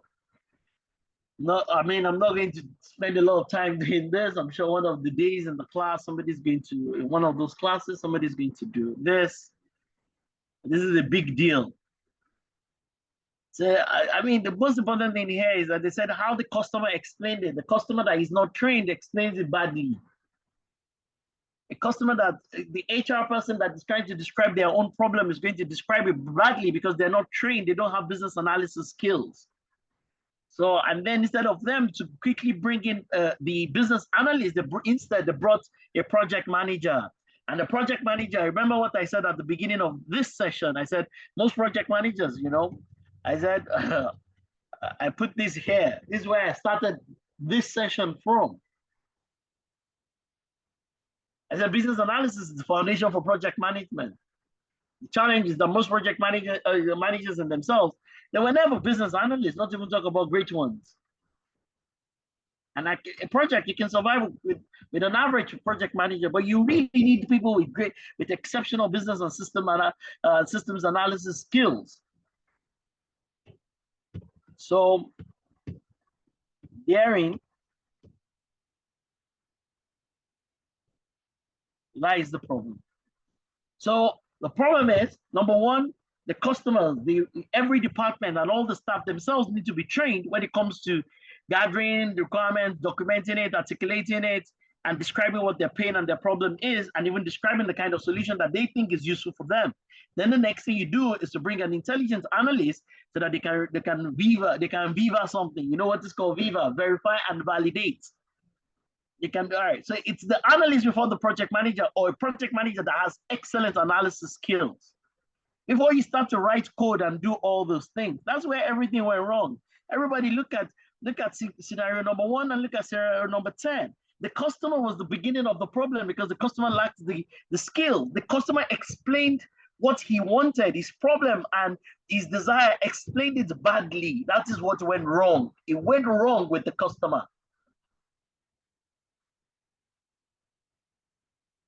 Because if you consider number 1 and number 10, look at it. It says what the customer really needed. So that customer should have been trained in such a way that they could have described number 10 appropriately at the beginning before the project starts to run. Therein is the problem. Therein is the problem. I'm gonna move on. I also wrote this in terms of trying to analyze that. So, you know, the assumption is that, you know, that the customer can explain his or her problem. That's a poor assumption. Customer is not great at explaining their own problems. A good business analyst is to develop a questioning and review capability.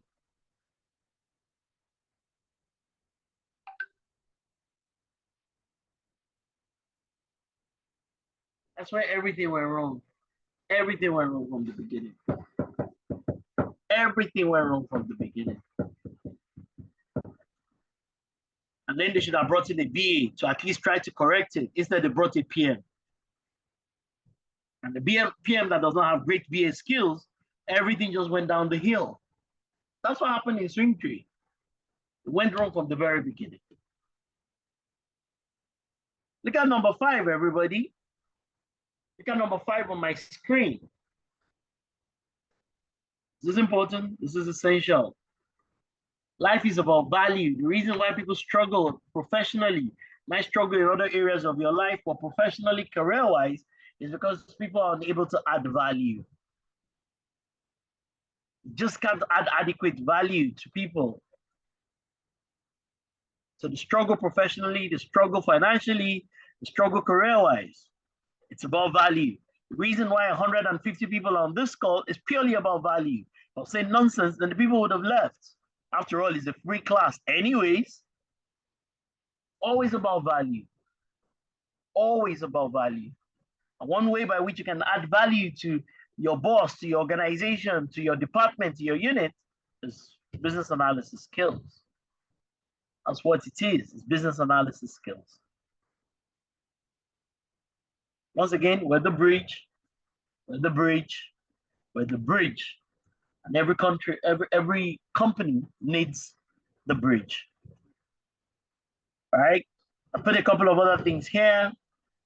Might be useful. You know, people like to talk about things. One of my friends, oh, agile, agile, agile. Like, how can you implement agile? Do you know how to use Trello? Do you know how to use Jira? How can you demonstrate agile? Agile is not a set of words. It's just, you know, verbal description.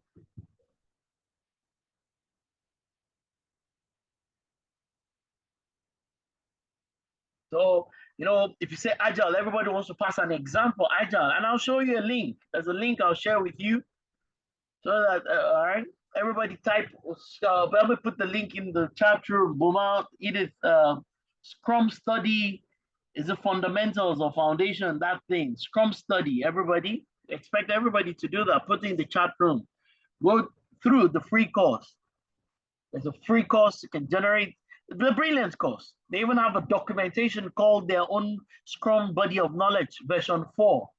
Everybody open the browser, check it out. Scrum study. I can't remember, is it called Foundation? Is it called Fundamentals? We're partners with VM Edu as an organization. We've been teaching their courses for years. So they have a new Scrum Study Body of Knowledge version 4. They have that document and it's a free document. Okay. But you can't just be somebody who knows business analysis by mouth. You've got to understand business analysis by actions, and you need to know the tools. You need to know the tools. That's why I put number 4, number 3 there, everybody. Proficient at employing a variety of common tools. You need to know the tools. You must know the tools. Okay. I think I put a couple, I saw some requirements document and I started analyzing the job requirement. I think I saw it on, what's that place now? JobServe. I think I saw something on JobServe. There's Golf Talent. You see a couple of these things and some of these, and now everybody, a lot of people go to Indeed.ca. Indeed.ca. A lot of people go to that one. So yes. So I started analyzing what they wrote in that document, what it translates into for somebody who says that, you know, I'm a business analyst. Like, if you sit in front of the employer, what should you be talking about? Otherwise, you start to sound like somebody that read a book. And an employer, most employers are looking for more than just a guy that has read a book. Clients don't hire you because of head knowledge or because of qualifications. They hire you because of your ability to be able to demonstrate the appropriate skills. I took some of these things and I said, these are the kinds of skills you need to be able to demonstrate. These are the kinds of skills you need to be able to demonstrate. Testing, UI, UX, CX, those kinds of things, right? I mean, I said this 20 years ago, and I keep saying it over the last 21, 22 years. Learn Microsoft Office properly. Half of your professional problems will disappear. Learn the proper use of Microsoft Office. In any gathering of professionals, the average, all of them will score is about 4/10 when it comes to the use of Microsoft Office. And I'm a Microsoft junkie, so don't mind me. Some of you that use OpenOffice or some other office on Mac devices, I'm a Microsoft junkie completely, and I'm not apologetic about it. But half of your problems, most people cannot do great documents in Microsoft Word, in Excel. Most people struggle to use PowerPoint. Go and learn Microsoft Office. Learn it properly. Half of your problems, professional problems, will disappear. Every time we're holding one thing or the other, I was sitting there with the risk management department of a bank recently. I said, who's the best when it comes to Excel? Everybody pointed to one guy. They said, oh, this is the only guy that can generate great dashboards from Excel. The average professional can use Excel at the level of 2/10 or 1. Let's not even talk about all the other advanced tools. Just stick to Word, Excel, PowerPoint, Outlook. Right. So we just, in Transformation College, we just signed a partnership with Microsoft. We're trying to see how we can completely ensure that our graduates also become graduates of one Microsoft competence or the other. That the people are not just graduates, but they're all that. Most people don't even know how to use this templates that are within Excel. Most people don't know that Excel has got these templates. Now we can't teach you all that. You have to do a lot of learning yourself. It's important that you go to learn yourself. We can't teach you all that in a 12-week program, but we will try. We'll do our possible best as it is. Okay? If you learn how to build dashboards and become an Excel expert, you have work to your age 100. Understand the appropriate application of Excel. There's a free tool called Trello. Everybody should know how to use this. Maybe one of the ladies that will be teaching the class on business analysis, maybe they'll do some demonstrations with Trello. Hopefully, maybe they'll always try and make sure that every week I'm going to sit with Edith. Edith, so please come back to me every week. Some tool needs to be demonstrated for 20, 30 minutes. So we're going to do Trello. We always do Trello. How you can use Trello, and Trello is the younger brother of Jira. Trello is the younger brother of Jira. So we'll demonstrate this in one of our classes. And it's free. You can go online because you can even get it from the Play Store on your phone or whatever store you have. I'm going to try and show you Pencil. I'm also going to show you that. Even Boma can show you this. How do you prototype for mobile screens? How do you prototype for websites, web applications, mobile apps, whatever that thing is? But prototyping is a key skill. You need to be able to prototype. So going around that. And this is a free tool. So you can go online, just type Pencil Project, you'll see it's a free tool. And you can watch loads of videos on YouTube for Pencil. Our job is to introduce you to these things. We expect you to go away to drill down. All right, there's also a tool called Bizagi. There's also a free version of the tool. Bizagi pretty much does what Microsoft Visio does. But a lot of people will not have Visio licenses, so you can get Bizagi for process modeling, sequencing, and everything that's got to do with process management. A lot of banks use this for their central processing. So you see, it's a great tool. For those of you that are into graphics, this is a graphic application for non-professional graphic people like me. So you can use it for illustrations. You can use it for all sorts of things. It's not the same thing as Photoshop or Illustrator or any of those advanced things, but you can start here. It's a great place to start. It's a great place to start, especially because as an analyst, you need to do a lot of illustrations. You need to be able to communicate to people using various tools and platforms. This is my new favorite. In fact, as an organization, all our analysts, everybody in our organization of almost 100 people are all getting better when it comes to Figma. So I can promise you, please Edith note it.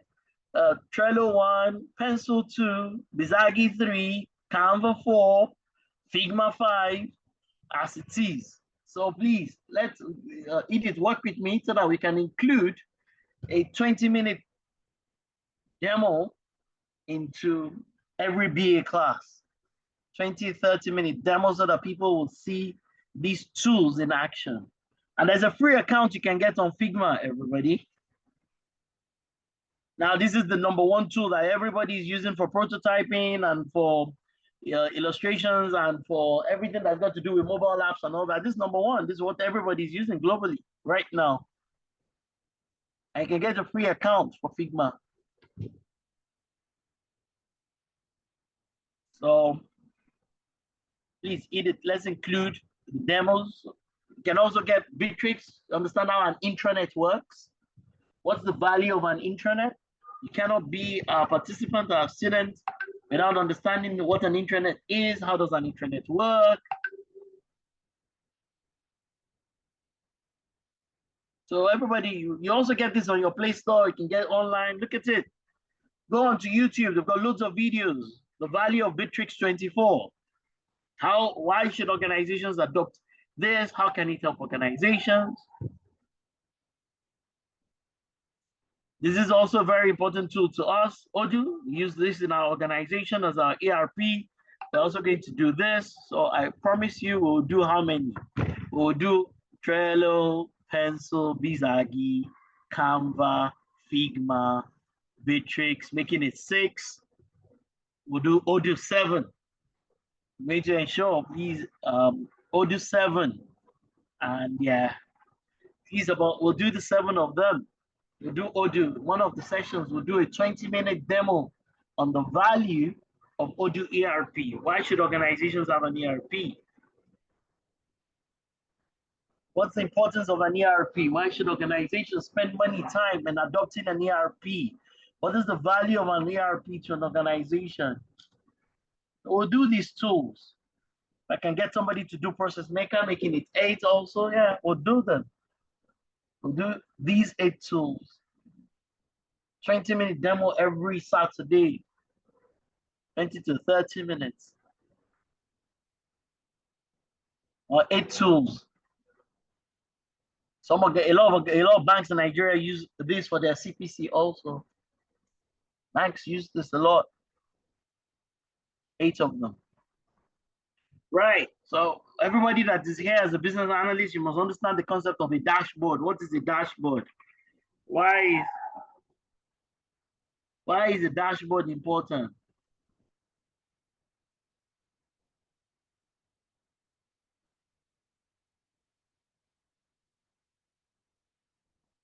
Right? Why dashboards? Why should organizations have a dashboard? What's the concept of dashboarding? How can you use Microsoft tools to create a dashboard? Everybody go and check out something that they call citizen development. The idea is that, or Power Apps from Microsoft, the idea is that entities, users should be able to build their own dashboards. Go and check out Power Apps. Users should be able to build their own dashboards. Just like I have a client that we're building something for now, we're building some insurance processes using something called Microsoft Copilot. So you can go and check out something called Microsoft Copilot. And automation using Copilot. So for the people who want to do AI, the starting point for AI should be Microsoft Copilot. So we're also not just using the normal pilot, we're also using the studio, the Copilot studio. So Power Apps will help you relative to this. Power Apps will help you relative to this. Right, so this is the whole book. Chapter 1 talks about this, and I think I've already covered a lot of that. So today I only want to cover chapter 1 and chapter 2.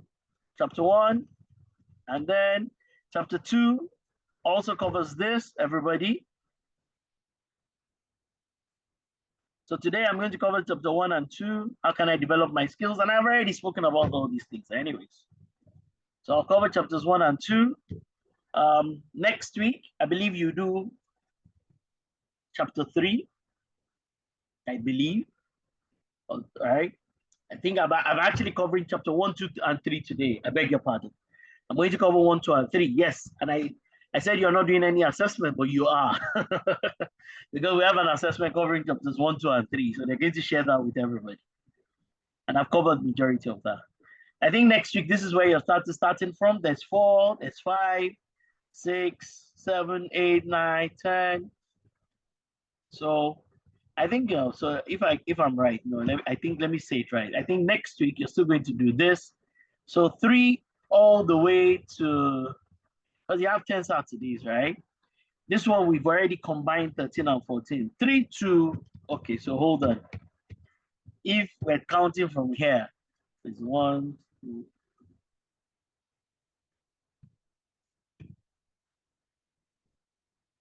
Yeah.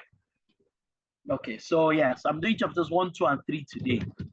So yeah, you're right. So I'm doing chapters 1, 2, and 3, and then next week, yeah, it will be chapter 4. So I think next week actually will be about chapter 4. So this is where you start from next week. So today, literally, I've covered chapters 1 to 3, and you're going to get the links. You already have the materials, and you get the links, and then you can go through it. So let me come back here. Good.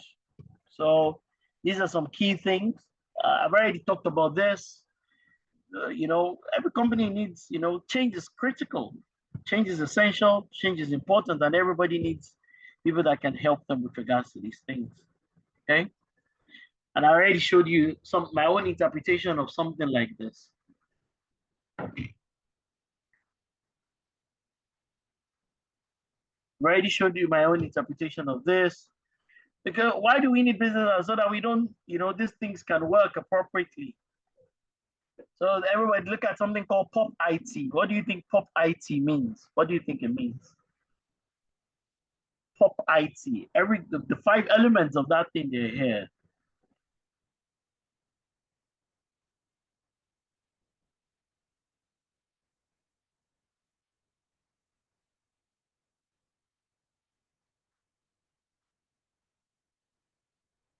Okay. So everybody, please write this down somewhere. What does pop IT? What does it mean? Pop IT.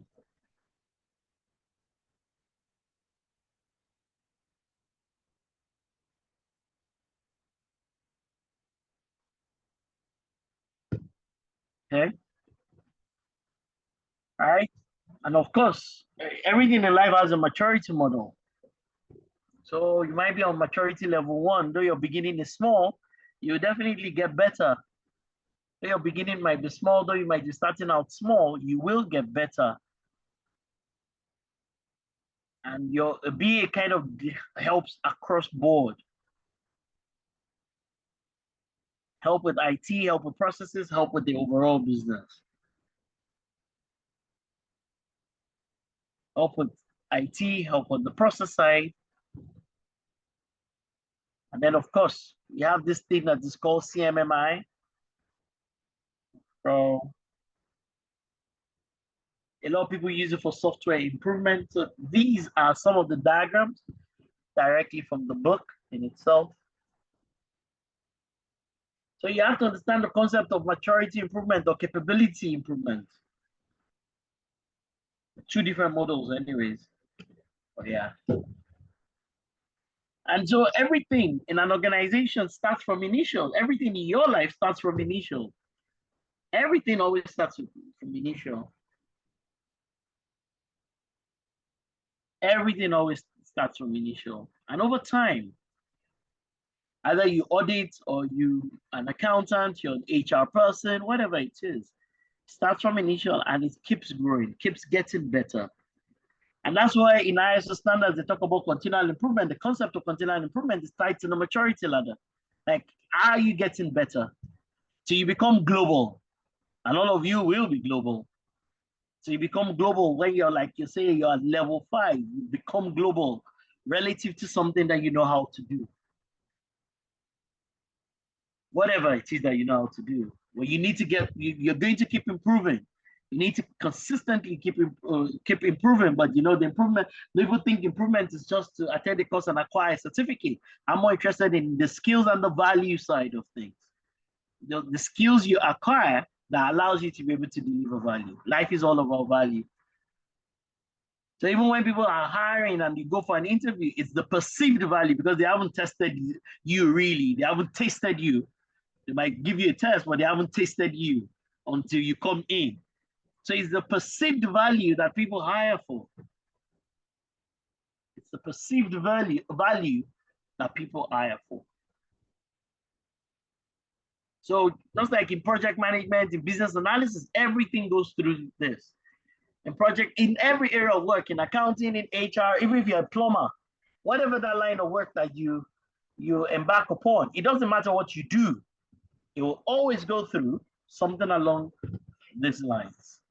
It will always go through some kind of maturity model. It will keep improving relative to that thing you're doing. It keeps getting better. You will keep improving relative to that thing that you do, that you know how to do, that you hope to do. All right. So everybody, the 27. So first you have like 3 categories, and then you have the specific competencies. About 27 of these. Everybody look at them very carefully. 11, sorry. Oh, that's not right. What am I written here? 1, 2, 3, 4. Plus 8 is what I wanted to write. So that's why it's not good for me to work at night. I was writing this in the night. So this is plus 8. Yes. Plus 8. Right? So that's about 31, I believe. I think I'm right. I think so. So look at they've given them 3 categories: personal qualities, business knowledge, and professional techniques. So right now, as you embark on this journey, look at this once carefully and analyze. Where are you relative to these 31 things? Check yourself out. Get a pen. Do your own assessment. How good are you? Personal qualities, how good are you? Business knowledge, how good are you? Professional techniques, how good are you? Because according to the British Computing Society, these are the 31 competencies of a good business analyst. You know, that's why we didn't create the course off the top of, instead we have embellished what it is that they're giving to us. Instead, we have embellished, we've improved on the material from British Council, or British Computing Society from BCS, right? Maybe British Council is about to give me some money. That's why I keep calling their name, or something along those lines. Okay. So, because I remember that I'm a fellow of British Computing Society, and I remember that even at that level, I still had to pass one kind of assessment, and it kind of tested me across a lot of these things. So 31. So let's look at the personal qualities. Communication, both written and speaking, because communication is 2 different things. Relationship building, and all these things are in the material, but I'm not trying to read the material to you. I've already shared the links to the material. It's your job to go to read the material. Our job is to explain it and to talk about it, but it's your job to read. So if you look at communication, both speaking and written, your ability to be able to build relationships, you also see that a lot of these things are captured as part of our personal excellence program. Our personal excellence program. How do you communicate? How do you build relationships? Remember, I told you that if, as an individual, I need to improve my social skills, my social interactions. I need to be out there talking to people, like going out. I prefer to sit in front of my computer, and I need to do going out more. I need to go for conferences. There's this Africa digital something that they just did in the UK this week. I could have gone there, but I didn't go. Somebody invited me, agreed to pay for everything, but I told him I was busy. So look at the third one, other personal qualities, influencing skills, the ability to be able to influence people and influence others, which is key for leadership. The ability to be able to work within a team, to work with people. Okay. Political awareness, right? We talk about internal politics and external. That you understand the politics. I told you, gotta read the laws of human nature. Everybody, please, somebody should share the link on YouTube that has the animation for laws of human nature. The animation, understanding yourself so that you can also understand others. Political awareness, very important. You understand the politics that is playing out, both within the organization and outside. It's politics everywhere. I like the way they put 2 sets of skills here, analytical and critical thinking, 2 different skills. Analytical and then critical thinking. That's why we talk about the left brain and the right brain. They talked about attention to detail, problem solving, leadership, self-belief, and professional development. They put all these things under personal qualities, and they've explained each of them in that material, in the British Computing Society business analysis material. They've explained each of them adequately. So how well are you doing here? Because without these personal skills, you cannot be a great business analyst. I didn't write it. British Computing Society did in their global textbook. Say these 11 are the minimum that anybody should have. If you move to business knowledge, he said a good business analyst needs to have finance skills. And even in Transformation College, you can go on we have our favorite course is something called business informatics. So we're doing something called the NID in business informatics. And if you go and look at some of the things, we have finance in there. I think 2 or 3 weeks ago, I was teaching something on entrepreneurship. The week before that, I took a class on management. So in terms of business, they expect you to know finance, business, how to develop a business case, either using Prince 2 or using PMBOK. Everybody needs to have a domain knowledge, some kind of industry knowledge. They need to build your own subject matter expertise. What is your area of expertise? You can't be jack of all things. You have to know some basic principles of IT. You have to understand organizational structures so that you understand an organogram. Because as a business analyst, you have to be able to meander through an organization. You have to understand how to manage suppliers and even the concept of business architecture. They expect you to know these things, and it's all captured in that book under business knowledge. Once again, how is it that you will know these things? You will know them, you'll understand them, and you're already building the foundational skills, and you say you're not able to get a job. How? Even the demons are going to leave you.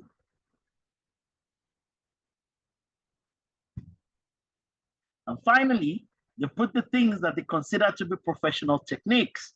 And a lot of the professional techniques, those 8 tools that we're going to be talking about and using throughout this entire period, we're going to build a curriculum that over the 10 weeks, we're going to touch on those 8 tools. And I probably even have an idea of an extra 2 to make it 10. So we're going to do 20, 25-minute demos on different tools and why those tools are important and useful for each of you and for your organizations. For each of you and for your organization. So here the project management, strategy, analysis, managing stakeholders, investigation techniques. You need to investigate something. Why is something going wrong? If you need to do root cause analysis. You also then put some other ones like requirements engineering, modeling a business, data modeling, gap analysis, facilitation skills, portfolio management, benefits management, and agile thinking. It's all in the material. 31 techniques. This is why you should put yourself under pressure. One of the senior leaders in my organization was telling me of how, he didn't get anybody to send him to school. He had to send himself to write WAEC, and he used to go to read with the light behind one company beside the air conditioning system or the generator. Yeah, beside the generator. Now, when they take electricity, he will go to sleep because he used to sleep on the floor in a tailor's place. And then because he had made up his mind he was going to pass WAEC. So he will go behind with the noise of the generator, beside the generator at the back where the light is shining from the window. And he taught himself enough to be able to pass WAEC. So how is it that in modern day, you and I, we have internet, we have phones, mobile phones, all sorts of things. I've given you the link to the material. You cannot decide that you're going to chew every line of this business analysis book. How?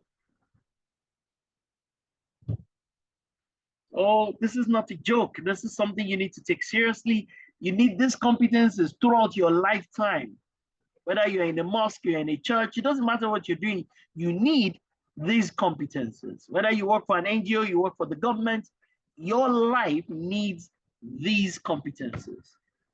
And if you truly build deep skills around here, it's got a return on investment for a lifetime. Lifetime return on investment. Alrighty, I'm going to round up my class now. Some strategy models that all of you need to know. Porter's 5 forces. That's what this one is about. Professor Michael Porter and the 5 forces that affect the business strategy, that affect the business.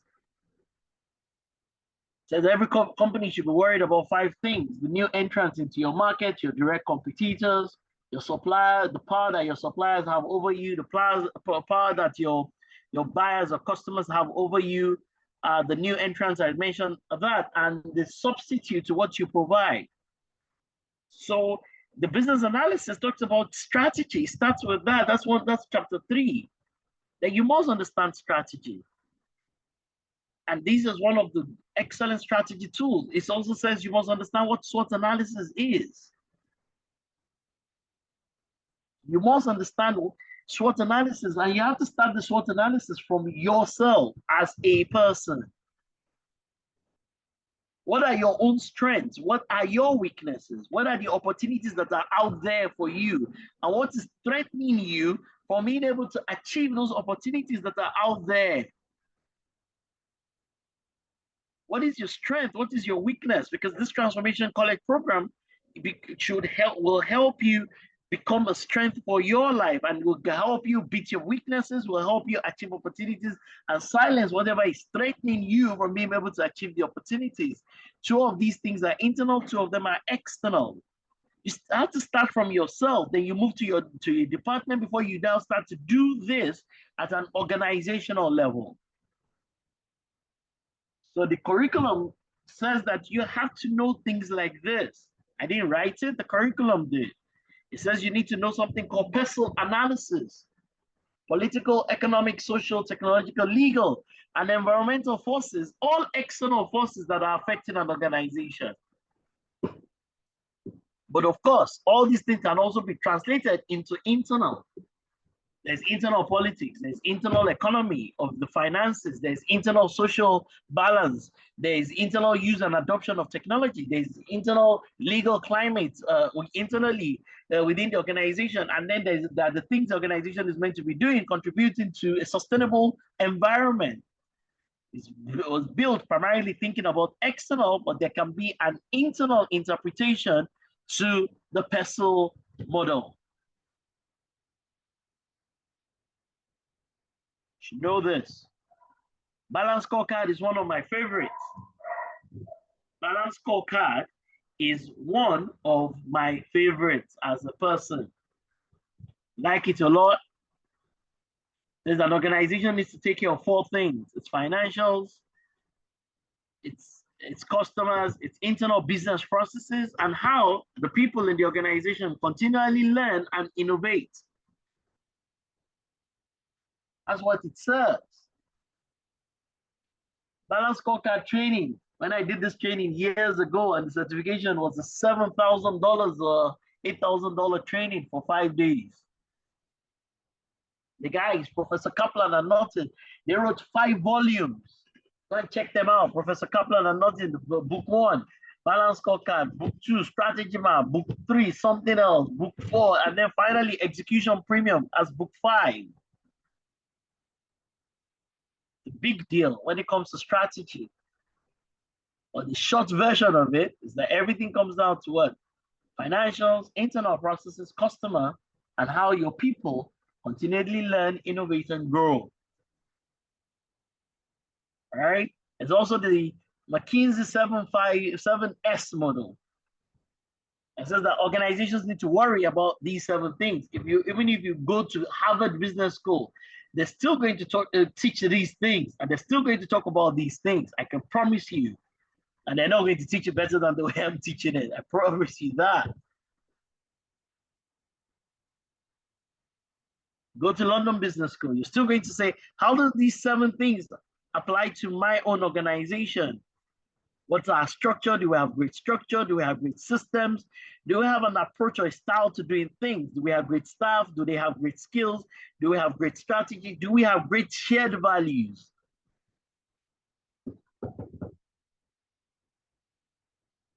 Right? They also put something around, you know, those Boston matrix. How you can look at the products and the services you have and the markets you should be in. how you can look at your products and services, but there's another interpretation of it in terms of the market that you should be in, which is your star product, which is your dog product, which is your cash cow, which is your problem product or service. Same thing, but all over the world.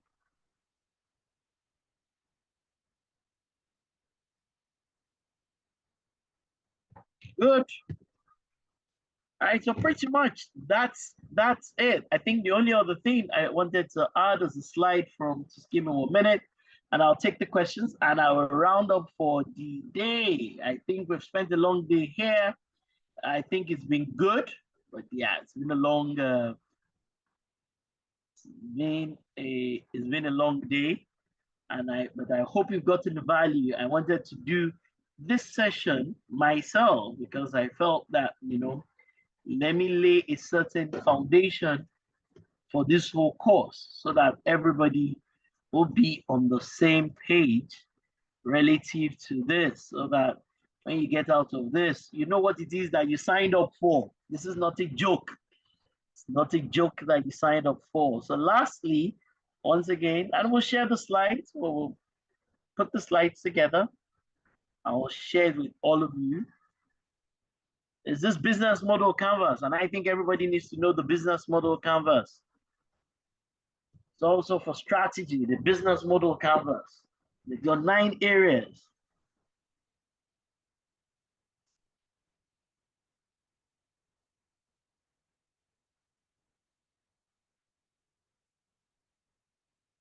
Right?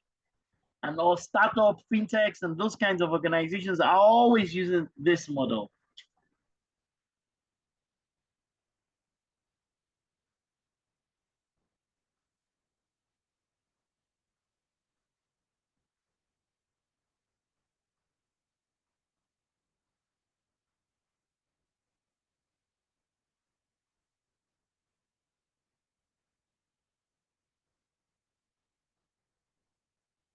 Okay, so most people are always trying to say, you know what, can we figure out these things? Key partners, it's a piece of work because this is the template. It's just a simple model, but you have to complete it for your own organization, and it's got to capture what makes sense for your own organization.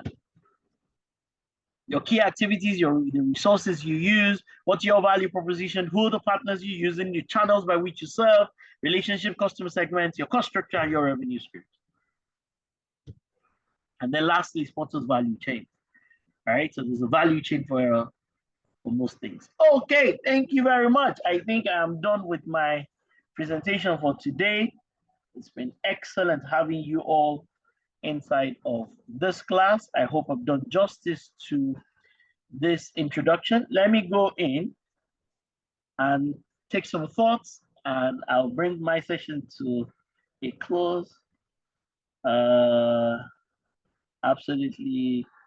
Okay, is project management, well, yes. Can we say that project management is embedded in business analysis or business analysis? I would like to use the word embed, but business analysis is what you should know before you get into project management.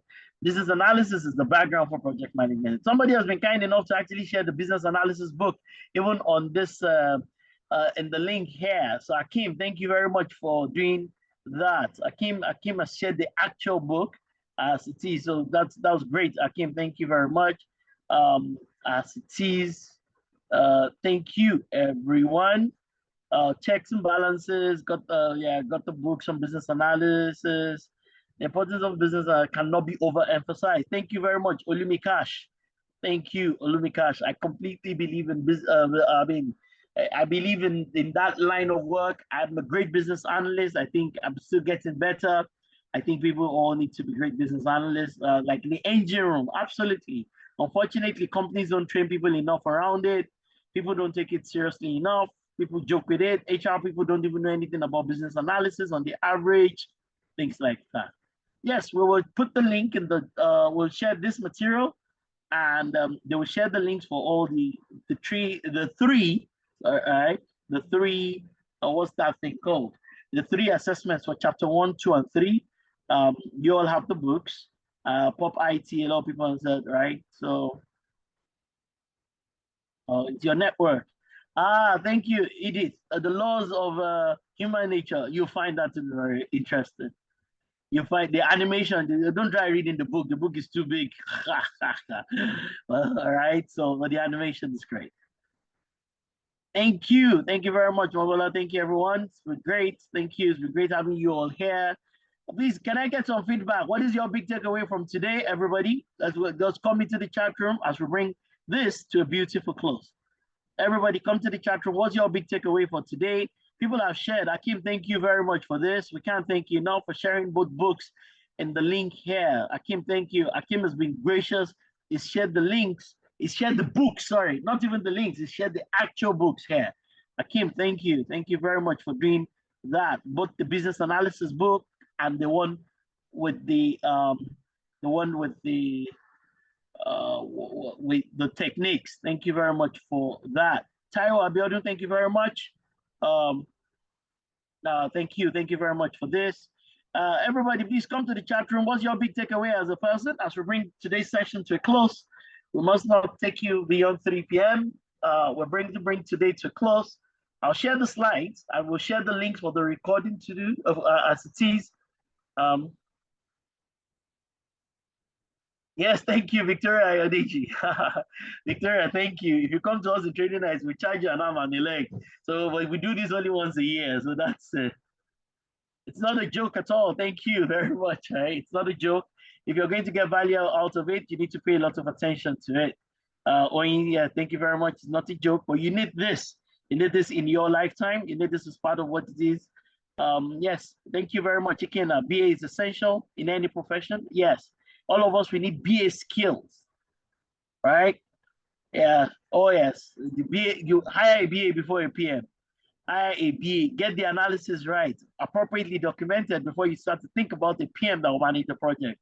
Better still, if you can find a PM that's got excellent BA skills, but most PMs don't. They don't have good BA skills. Thank you, Junaid. Yes, everybody must have business analysis skills.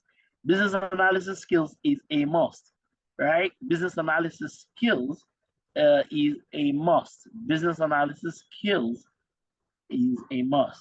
Have a lot to do, all right? Emmanuel, yes, absolutely. We all have a lot to do. We need to take this seriously so that you can get value out of these 12 weeks.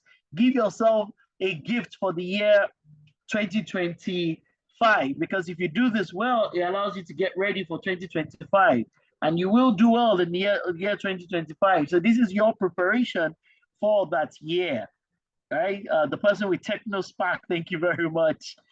Thank you, Manuel Odejide. Juliet Chidima, thank you very much. Oh yes, we share the slides and we share the recording. It's not a problem at all. All right. We share the slides. Yes, we will share the slides. Thank you very much. Uju, Wellman, thank you. Amos, absolutely, thank you. Gladysons, thank you. James, yes, you will do that. We'll do that. We'll do that. Yes, of course, all of us need to learn more of Microsoft Office. All of us need to learn more Microsoft Office. Yeah, thank you, Sita. Absolutely. Personal excellence is key. That's why we put it in there. All right. So thank you, iPhone. I'm glad to be a part of this training. Thank you.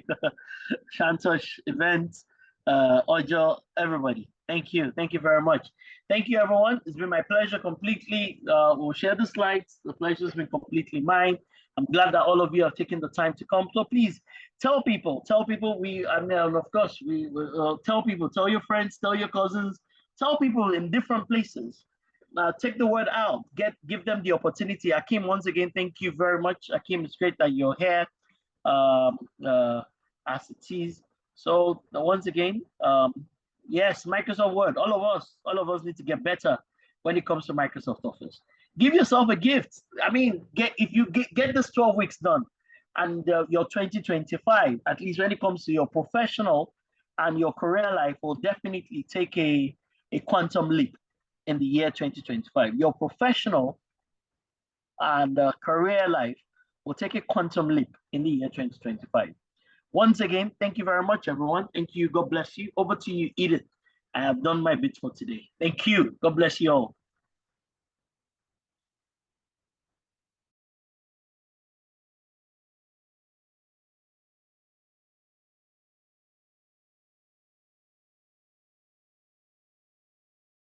Edith, do you have anything to say? Are we allowed to allow everybody go? Any last words, Mercy, so that we can bring this to a beautiful close? Any other things? So please make sure we have your right names. Join the WhatsApp group. That WhatsApp group is extremely important. It's probably the easiest way to be able to pass information across to a lot of people. So please join the WhatsApp group. Make sure they have your right information. We're not going to post nonsense on the WhatsApp group. It's always going to be very useful information. It's always going to be information that will help you with your work and with your career. It's not going to be rubbish that we're going to put on the WhatsApp group. So please, good. Dr. Irene, Doris, Deji, everybody, thank you. We can't thank you all enough. Peter Adiola, Precious Faith, everybody, thank you. Thank you for your time. Yes, Mercy, thank you. Thank you, everyone. God bless you. Have a great weekend, and we will see you next week, Saturday. We'll see you. I think there's an attendance thing. Edith, I was looking for you. Please go ahead. Take it up from here. Go ahead.